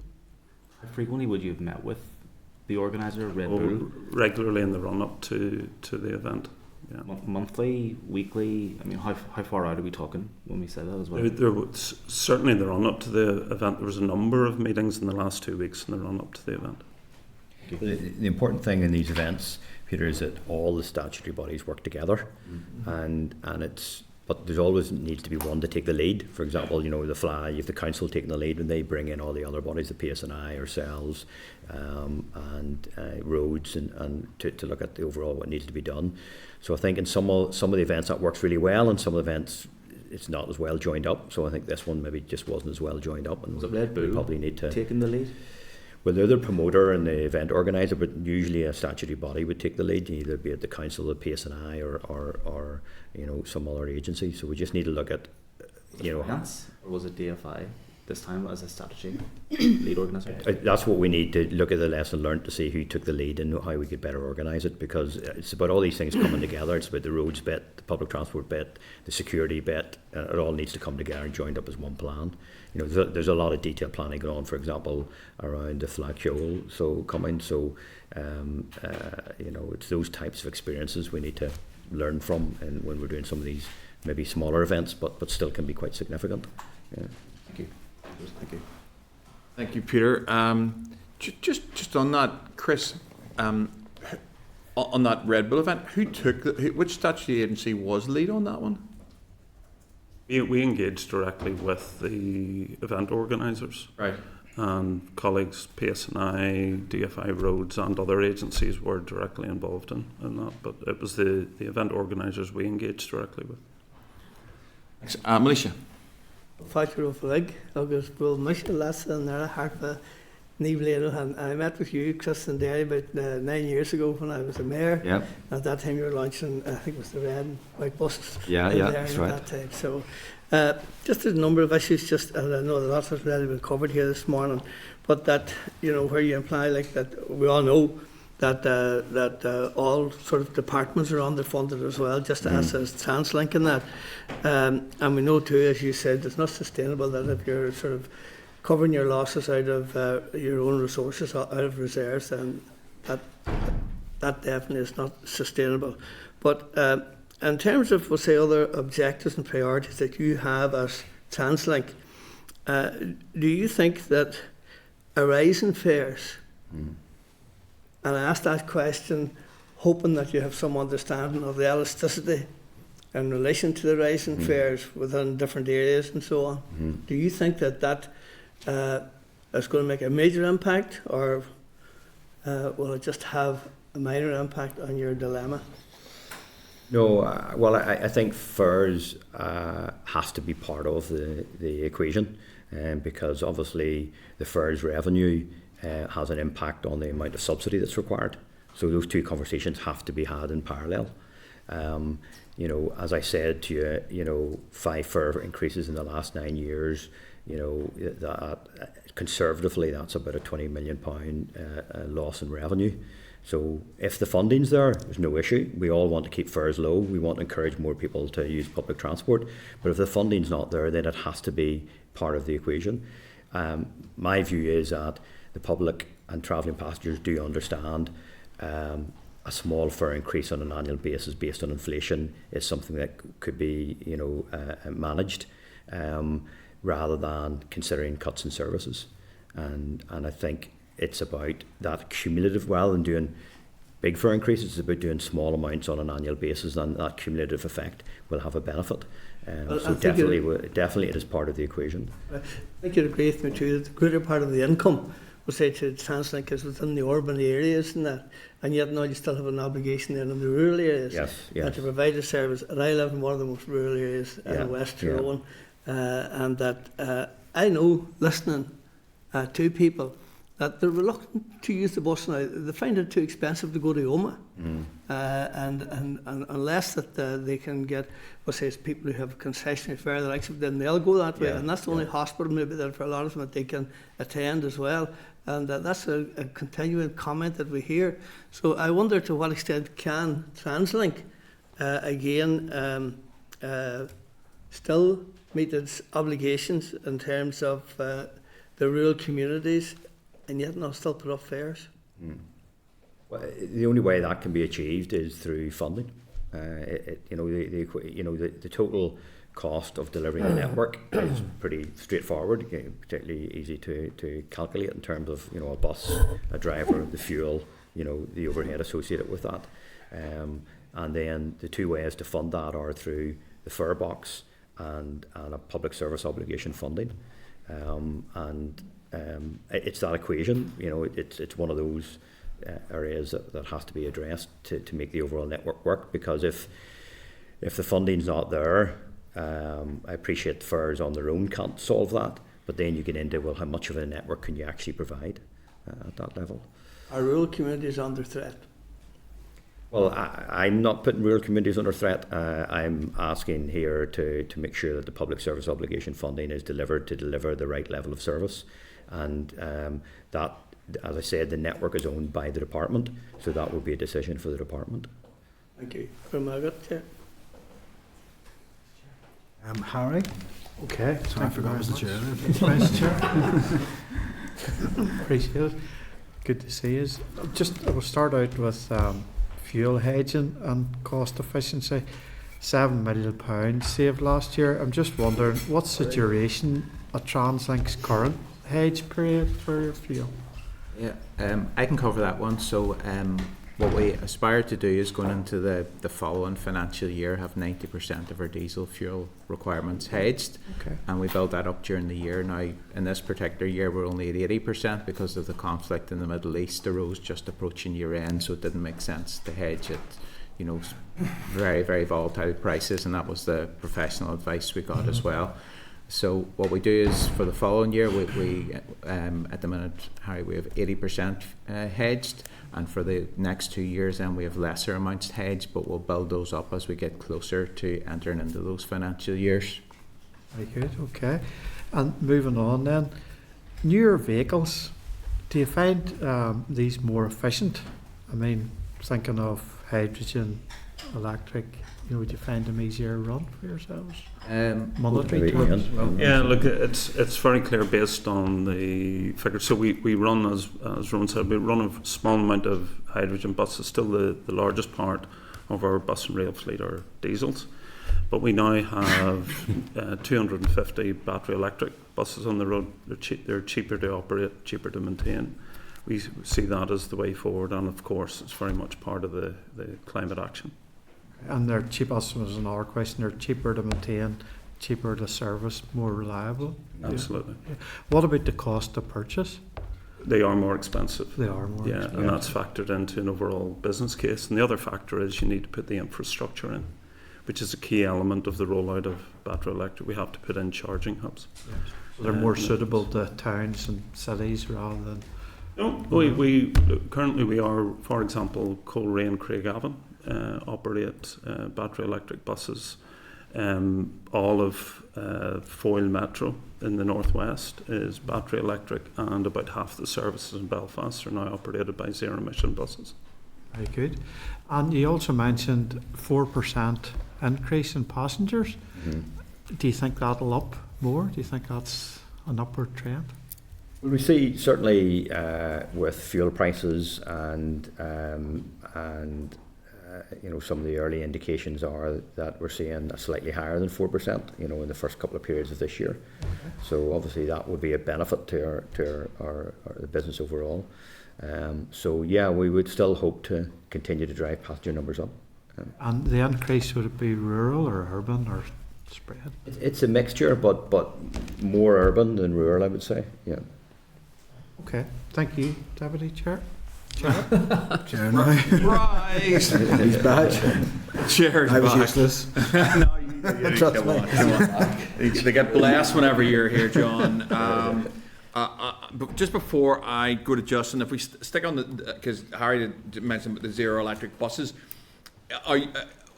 have you procured new buses? Sorry if I missed the start of that question. Or were you in the procurement process for the zero emission buses? We're just finalising the business case with the department at the minute to do our next tranche of procurement of zero emission buses. Now, these we call them zero emission buses, but it's our normal bus replacement programme. So we have, you know, fleet now that's 15 to 18 years old, and that obviously drives higher maintenance costs and creates some issues for us in terms of reliability as well. So we're hoped to get the next bus replacement procurement underway in the next month, let's say. But they would be largely battery electric vehicles. Okay. Fine. And in terms of, you mentioned there, just you're sort of finalising it with the department, Chris, in terms of where is that procurement process at? Is that you've identified a supplier, or you're finishing off aspects of the business case with DFI, or just? Yeah, well, we have a framework set up for bus procurement, so those are, you know, that can be implemented straight away. And we are just at letter of offer stage on the business case with the department. Right. Okay. Brilliant. Justin. Virtual Justin. Thank you, Chair. Thank you, Chris, and all the folk from Translink. Chris, saw you last week in Happy Times. Yeah. At Grand Central Station, at the wonderful Grand Central Station. It's an amazing structure. It's amazing world-class transport hub, and so it's hugely positive, where we now have the hourly enterprise train running between Dublin and Belfast. Hugely positive, and something, you know, that I've campaigned on for a long time, and been in your life for a long time on. So listen, credit where credit is due, and the announcement obviously of the purchase of 8 new train sets. On that front, Chris, not specifically financially related initially here, obviously, there is a major capacity issue, there's a major bottleneck at Connolly, especially in terms of the pathways for trains into and out of Connolly at peak hour. Whereby trains are obviously leaving from Belfast, getting to Balbriggan and can't get into Connolly because there's a major delay, and that slows down the journey time. But will the additional train sets or new train sets address capacity whereby at peak hour people can get on the train in Connolly without too much concern about pre-booking or knowing that there is enough capacity on the trains? And what's your and equally at Belfast? Will the train sets facilitate more capacity? Yeah, so the train sets themselves will facilitate more capacity, but part of the project also includes infrastructure works. So there is some infrastructure works planned for the line between Belfast and Dublin, including 2 passing loops, one at Scurries and at Mosney. And that will enable, it's not a complete solution, but it enables better frequency on the timetable and reliability of the timetable getting into Connolly, because whenever you have capacity issues, the key is making sure that every train turns up exactly on time to the second, to make sure you can schedule them all in on the timetable. So it's making sure you have that reliability on the infrastructure. So there is infrastructure works planned as part of that project, which will improve reliability. Obviously, there's a wider programme that Irish Rail will be looking at to increase the coverage, increase the track going into Dublin. But in the interim, there are some works which will help the reliability of trains getting into Dublin, and also the fleet itself will create additional capacity. Thanks, Chris. In terms of Lurgan, obviously people in Lurgan are very annoyed by the increased frequency because of the traffic backlogs. In terms of the rail crossing is down for a significant period of time for every train. Is there any possibility that can be reduced, without compromising safety, to alleviate backlogs and traffic in Lurgan? Is that something that's being explored? Yeah, so there is a signalling proposal which will be implemented at Lurgan, which will certainly improve the barrier downtime at Lurgan Station. So that's a capital project that's already sort of underway, Justin. I don't have the timescales of when that will actually be implemented, but it is a project which we're working on at the minute. Okay, good news. What's your assessment, Chris, of the specific requirements needed to place finance on a more sustained footing and longer term impacts are not increased based on where your challenges are financially and in terms of your public service obligation, in terms of the amount of funding you receive from government? Yeah, so the public service obligation funding is key within the public service agreement, and that's all set out very clearly in the agreement as to what the network is, how the costs are worked out, and how the funding is allocated. And as Militia said as well, I mean, there is a cross subsidy in that as well, so it's done on a total network basis. It's not done on a route by route basis, it's done on a total network basis. So therefore profitable routes within Translink do cross subsidise unprofitable routes or routes which are socially necessary and require additional funding. So that's all set out, and as we've said, we've been working with the department for the last couple of years to try and get that public service obligation funding to the right level, to a sustainable level going forward. We've now got to the point where the utilisation reserves can't sustain that, and we need to actually either agree a level of funding which is appropriate, or we need to relook at the network and get to a network level which is required. And as I said in the oral at the beginning, I mean, the level of subsidy that Translink receives to run the network in Northern Ireland is significantly below the subsidy per passenger or subsidy per head even in other regions in the UK and in the south as well. Yes, big issue there, and obviously £27 million of we lost last year, £23 million the year before. That is adding to your constrained financial position, of course. And the bit of a worry is the quality impact assessment, where service reductions may be necessary. That's red flag, I'm sure, for all of us, whereby the people who are most out of the central areas will be most impacted. Yeah, and just for clarity, what we're actually saying is service reductions will be necessary, based on where we see funding, and that's what we're going to start the consultation with, because we just don't see any other way. We have to act responsibly as a company, and this is the only responsible way we can see this, given that we're already putting significant focus on efficiencies and cost reductions as well. Yeah, so my point is there are people who are most peripheral, who are on the outside or the outskirts of the network, most detached now are most disconnected, will be even more disconnected if this is what the direction of travel is. Yeah, I think that's a fair comment, Justin. Thank you, Chair. Thank you, Chris. Thank you, Justin. Sinead. Thank you, Chair, and thanks to Ronan, Chris and Ian for being here today. I suppose I'm picking up from your last response to Justin there. This just highlights in very stark terms the major underfunding of public services here by the British government, and it's not just Translink, it's other ALBs are feeling the effect of that, and it's the departments are feeling the effect of that. So you have significant historical underfunding coupled with the uncertainty around agreeing a budget that has brought you to the position that you're in. So, not unsympathetic to that in the least.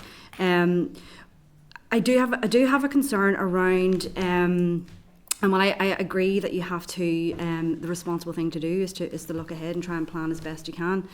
I do think talking about the cutting or restricting of services without having the full picture, it could lead to some concern in the public. But I agree, and I do accept that you have to plan ahead. But what I would say is, the whole point, the whole objective for Translink surely, and for the Minister as well, no doubt, is to encourage more people to use public services. So if we're cutting services, if we're not putting a cap on fares, if we're passing the responsibility for that underfunding onto the public, we're not encouraging them to use public transport. And if we hopefully are down the line in a better budgetary position, those people will not come back to use public transport. They'll say, well, it wasn't available to me, I've made other arrangements, it's not something that they're going to likely return to. So I think it's a bit short-sighted to look to cut services, to not consider concessions or caps on fares, because I think that's the only way we're going to encourage people to use public transport. There was reference made obviously to the major investment by the department, and obviously the majority of the funding being put in by the Irish government in terms of the investment in the rail network and the trains. In terms of the resource funding for Translink, is that something that you would like to see the Minister doing, or that you would be welcoming of, to maybe further those discussions with the Irish government, with Shared Island, to look to maybe pull in some more resource funding that could help with the sort of dire budgetary position that our public services are under, and obviously for yourself as Translink? Is that something you would like to see the Minister exploring further with the Irish government and with Transport Ireland? Yeah, so maybe just to touch on the first point first, Sinead, I've been Chief Executive of Translink for over 10 years now, and certainly when you cut me open it says public transport in the middle, and I've worked tirelessly to encourage people to use public transport and to encourage support for public transport across Northern Ireland. It's also a cross-cutting service, so it delivers connectivity for health, it delivers connectivity for education, for the economy. So all of those areas are impacted by what happens in public transport. So it is with a very, very heavy heart that we have to make these types of decisions, and it is not without months and months of discussion with the department about how funding could be addressed in a different way, and how the types of savings that we've already brought to the table, and the types of creativity and innovation we've brought in terms of funding and in terms of looking at cost efficiency. So it certainly is not something that a position we want to be in. And I also would say, and that you know, if you go back to 2014 in the Northern Ireland Audit Office report, where it clearly said that, you know, while great progress had been made in public transport, it still was relatively underfunded compared to roads and other parts of the transport infrastructure. And, you know, even over the great strides we've made in public transport over the last 10 years, we're still in that position where public transport is not funded to the same level as other parts of our transport infrastructure. So I think, you know, it's certainly not any short-sightedness from Translink in terms of what we want to do. We're down to dire need now to keep the company in the position it needs to be in to continue to operate a network of any sort, and that's why we're in the condition that we're currently in. In terms of looking for innovative ways to fund and looking at Shared Island Fund, we've been very active. Translink have been active on a number of areas to funding. We've certainly been active in Shared Island Fund for the enterprise service. We've looked at we're continuing to have those discussions with Shared Island around any cross-border services that could utilise Shared Island funding. We've also engaged heavily with Westminster on union connectivity, for example, as well, and secured significant funding for that. In fact, most of the all-island strategic rail review projects, the feasibilities were done through the union connectivity project, which is you can square that one off. But anyway, that's what actually happened. So we'll go anywhere for additional funding. We've been very active in looking, you know, in working with the hospitality sector around late night services. And, you know, on some areas we've looked where there's been new developments coming up. We've looked for developer contributions, both in the northwest and around Belfast, to get additional funding to pilot services. So, you know, that's something we will continue to do, and we're very open to any suggestions anyone has in terms of getting additional funding from other routes. But I don't think we sort of just come to the position where it's not sustainable to continue in the current format. Chair, do you agree that in a cost of living crisis, those efficiency savings shouldn't be passed on to passengers and the public in the current situation we're in now? That's a political call. You know, you know, the policy has to be that the services are funded to a level which costs aren't passed on to the public. And if those services aren't funded, then it's a very difficult position as to who pays for it. There's no free public transport, so it's who pays for it is a political decision, really. Thank you. Thanks, Chair. Thank you, Sinead. Lastly, full house, Andrew. Thank you, Chair. Thank you, Chris and Ian and Ronan. I was thinking there, it's good to see you back, Chris. I was thinking maybe bike as well as maybe golf clubs or maybe. But I do have a bike actually. Yeah, well, N+1 for bikes. You know, it's N+1. You always need one more, so you do. Thank you very much. It definitely seems like a bit of a Gordian knot when it comes to this. When it comes, be it the fuel prices, be it fares, be it funding and all the rest of it. So, and I think a lot of things have been covered. I suppose just in the letter, and we know we've been on a trajectory of this when it comes to reserves and the sort of the resource generally, if that makes sense. But there's no essential timelines for implementations here, if that makes sense. I mean, what are the timelines, or is it just it's a case of to be continued with negotiations with the department? I mean, like, I suppose really, when does the reserves reach a critical point where it goes, no, that's it, we have to implement here, or are there such like? Well, we're at that point really now, right, Andrew. You know, so in terms of timelines, in terms of approximation, so I don't want to prejudge an equality screening process, but some of the service reductions will probably come through the quality screening where there is alternatives and we can implement those, and we would plan to implement some of those probably in July as part of a normal timetable of change we do for the summer. Other services the quality screening will say these actually need to go through a consultation. That consultation processes will be somewhere between 8 and 12 weeks.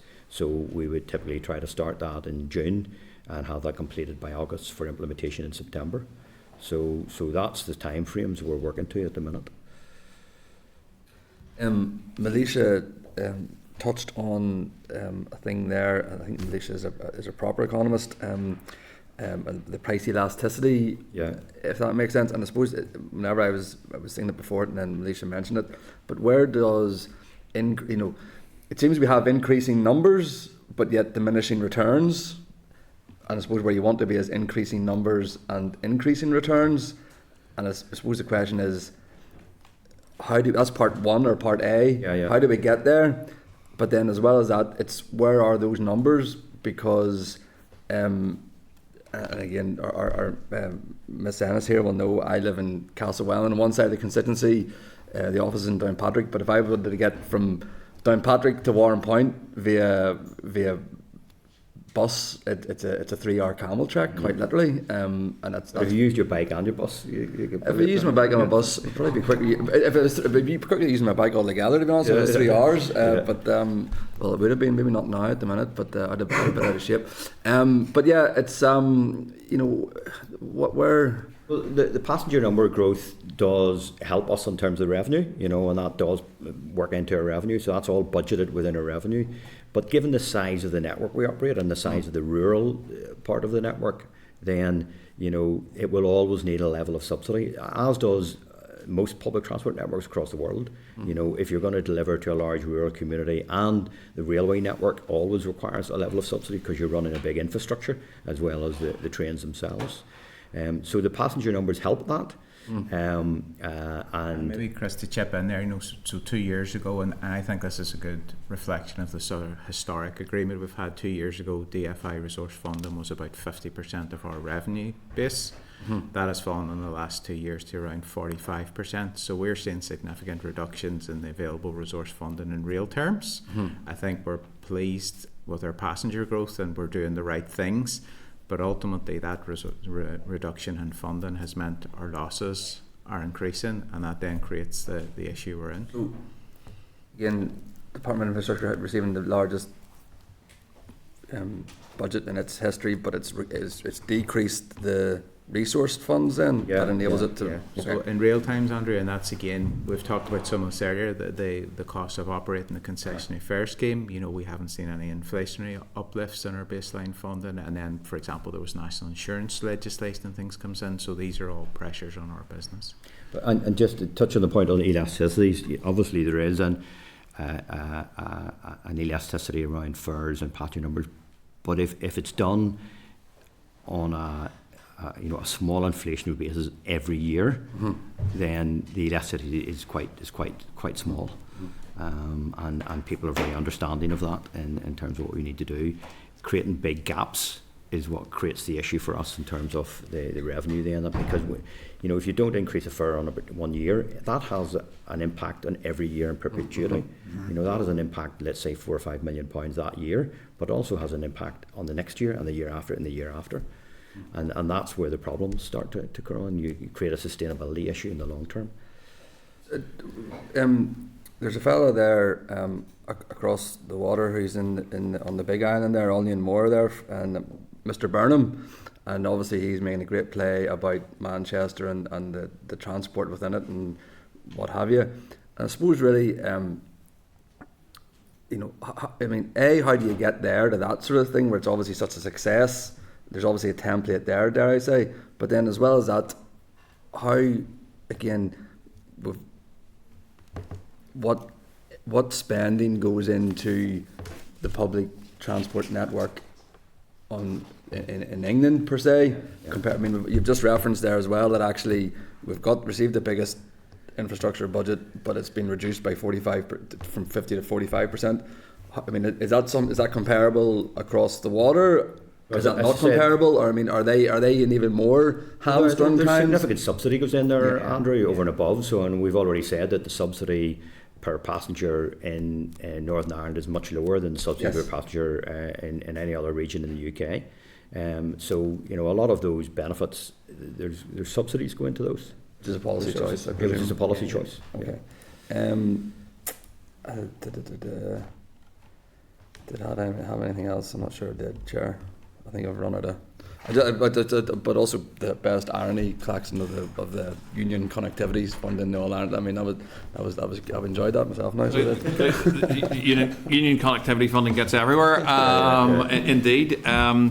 I have one more question. I just thought, in light of sort of Sinead and what she was raising around funding, and honestly, nobody wants to see higher fares. I suppose the difficulty for you gentlemen is trying to get books to nearly balance. So I've got a couple of questions just to finish it off. I mean, the first one, just picking up on Sinead's point around funding, and I think she obviously highlighted the fact that if you don't give the department enough funding, then how can it fund all the things it needs to do? And I'm not saying that the department doesn't have a whole range of things that ALBs that are crying out for funding, but I did find just a quote from Keith Archibald, who was the then finance minister last year before the shuffle moved, and I just quote her directly, that the DFI's resource budget, which is obviously the one that you have a bit of claim on, received, and I'll just quote this, the largest resource budget ever proposed for the department since its inception, with funding going up 13%, enviable by some other departments from the last budget, and its capital budget as well is the largest capital budget ever proposed for any Northern Ireland civil service department. So I suppose, I'm not asking you to comment on it, but I just make that observation that it's about where your priorities are. And that's a political decision for the Minister as to where she allocates funding, but it's just worth highlighting that the 25-26 budget was the largest ever received, in the words of Minister's colleague. So I just want to tease out something with you, which is around the discretion on fare setting, which is as much from my knowledge as anything else. So essentially, the evidence you've given is that you're looking at some level of targeted service reduction, and to quote you directly, Chris, you said it will be necessary rather than it might be necessary, so that's going to happen. But the department, obviously, as I reflected earlier, froze the fares. So what can the department do in terms of fares? And what flexibility does Translink have in terms of fares? So just for my own understanding of how that works. So the Minister can say, well, we're freezing fares, that's it. But is it more about, for Translink, it's more about which, you can't change fare levels, but you can change which routes you run or how you do concessions? I mean, I'm just not sure. So on fares, the fares are completely regulated by the department, so we can't change fares without the department's approval. And that would typically be, a fare increase, let's say, of 2 or 3%, and then how we allocate that across all the different fare structures. So typically, and just to put it into context, a fare increase of 3 or 4%, will generate £3 to £4 million. So that's the sort of scale of things in terms of the inflationary benefit of that. But then within that, there are discounts that we offer for various groups to either encourage public transport, try and get more people using it, and also to to help people in certain groups as well to use public transport, and they tend to sit within Translink's remit to make those decisions, and that's what we're reflecting in that discussion. Okay, that's very useful. And as promised, community transport. So they were at committee recently. Now there's a review of this going on, which has taken a lot longer than the department initially said it would, and it's been pushed a couple of times. And I think it was meant to report maybe in April. It's now going to June, and it might be August. And we're waiting for that, and we have flagged that up to the department. Have you had conversations with CTA around routes, or have you had any discussion with them around whether they have capacity to help with some of the situations you're facing into? So we have in the past, Chair, had various conversations with community transport, and there were a number of pilot projects done way back in 2017, 2018 between ourselves, health, education, community transport, about how particularly in rural areas, the networks could be delivered, and there were a couple of pilots done, but there hasn't recently been any conversations about how that could be taken forward, but obviously something we're very open to. Okay, no, that's good. I'm just thinking, picking up nearly on Justin's point that he made earlier about the rurality of it all, and certainly, I mean, I'm new to it all, but the conversations I've had, you know, I think what CTA do is it really does pick up people who are otherwise a little bit isolated and kind of move them around, and in terms of the value that has for those people, it's fairly significant.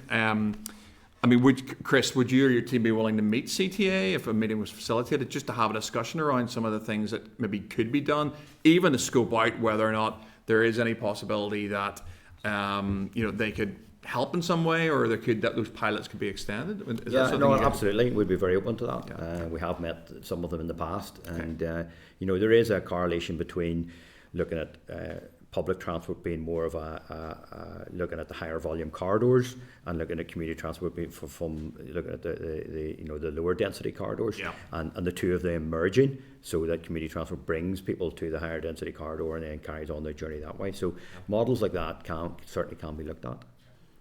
Brilliant, thank you.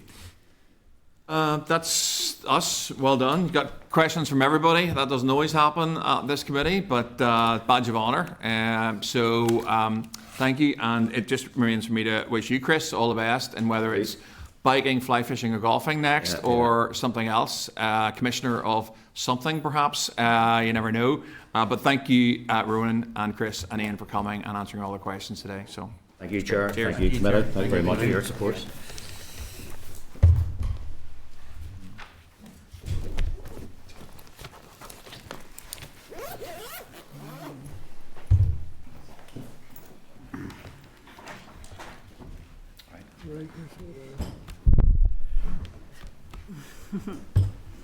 Okay. Michael, anything specific? Any additional information we required? I didn't notice anything on the way through there. There was nothing off the device. Just to ask committee members, just in case there's something additional that it wasn't flagged up that we need additional information on before we close it off. Stephen? They're just wondering, is there any merit in us writing to the Minister, you know, just on the back of that session, outlining our concerns around I suppose, the urgency of the situation, the reserves and so on? And you mean the finance aspect of it all? The potential impact on services. I think that's probably fair enough. Yeah. I think it'd be useful. Yep, that's fine. Committee agreed to that? Okay. That's fine. Okay, look, we got two items. There's still a bit left. We've got implementation of the Reservoirs Act, which there will be some discussion on, and then we have the bill. Do people want to just take 5 minutes now before we take those two items? Is that okay? So we'll go into quick pause. Committee Room 29. Sound.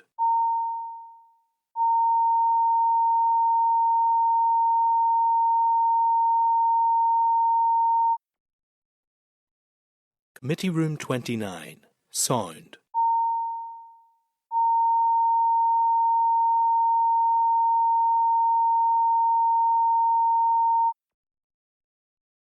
Committee Room 29. Sound.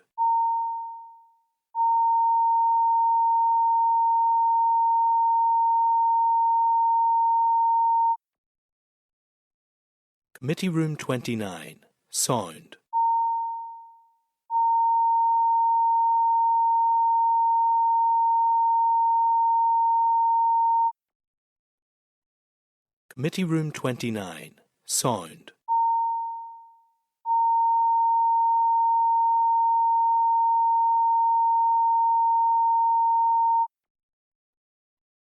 Committee Room 29.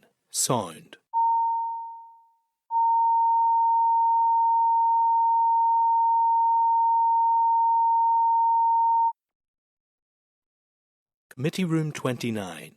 Sound.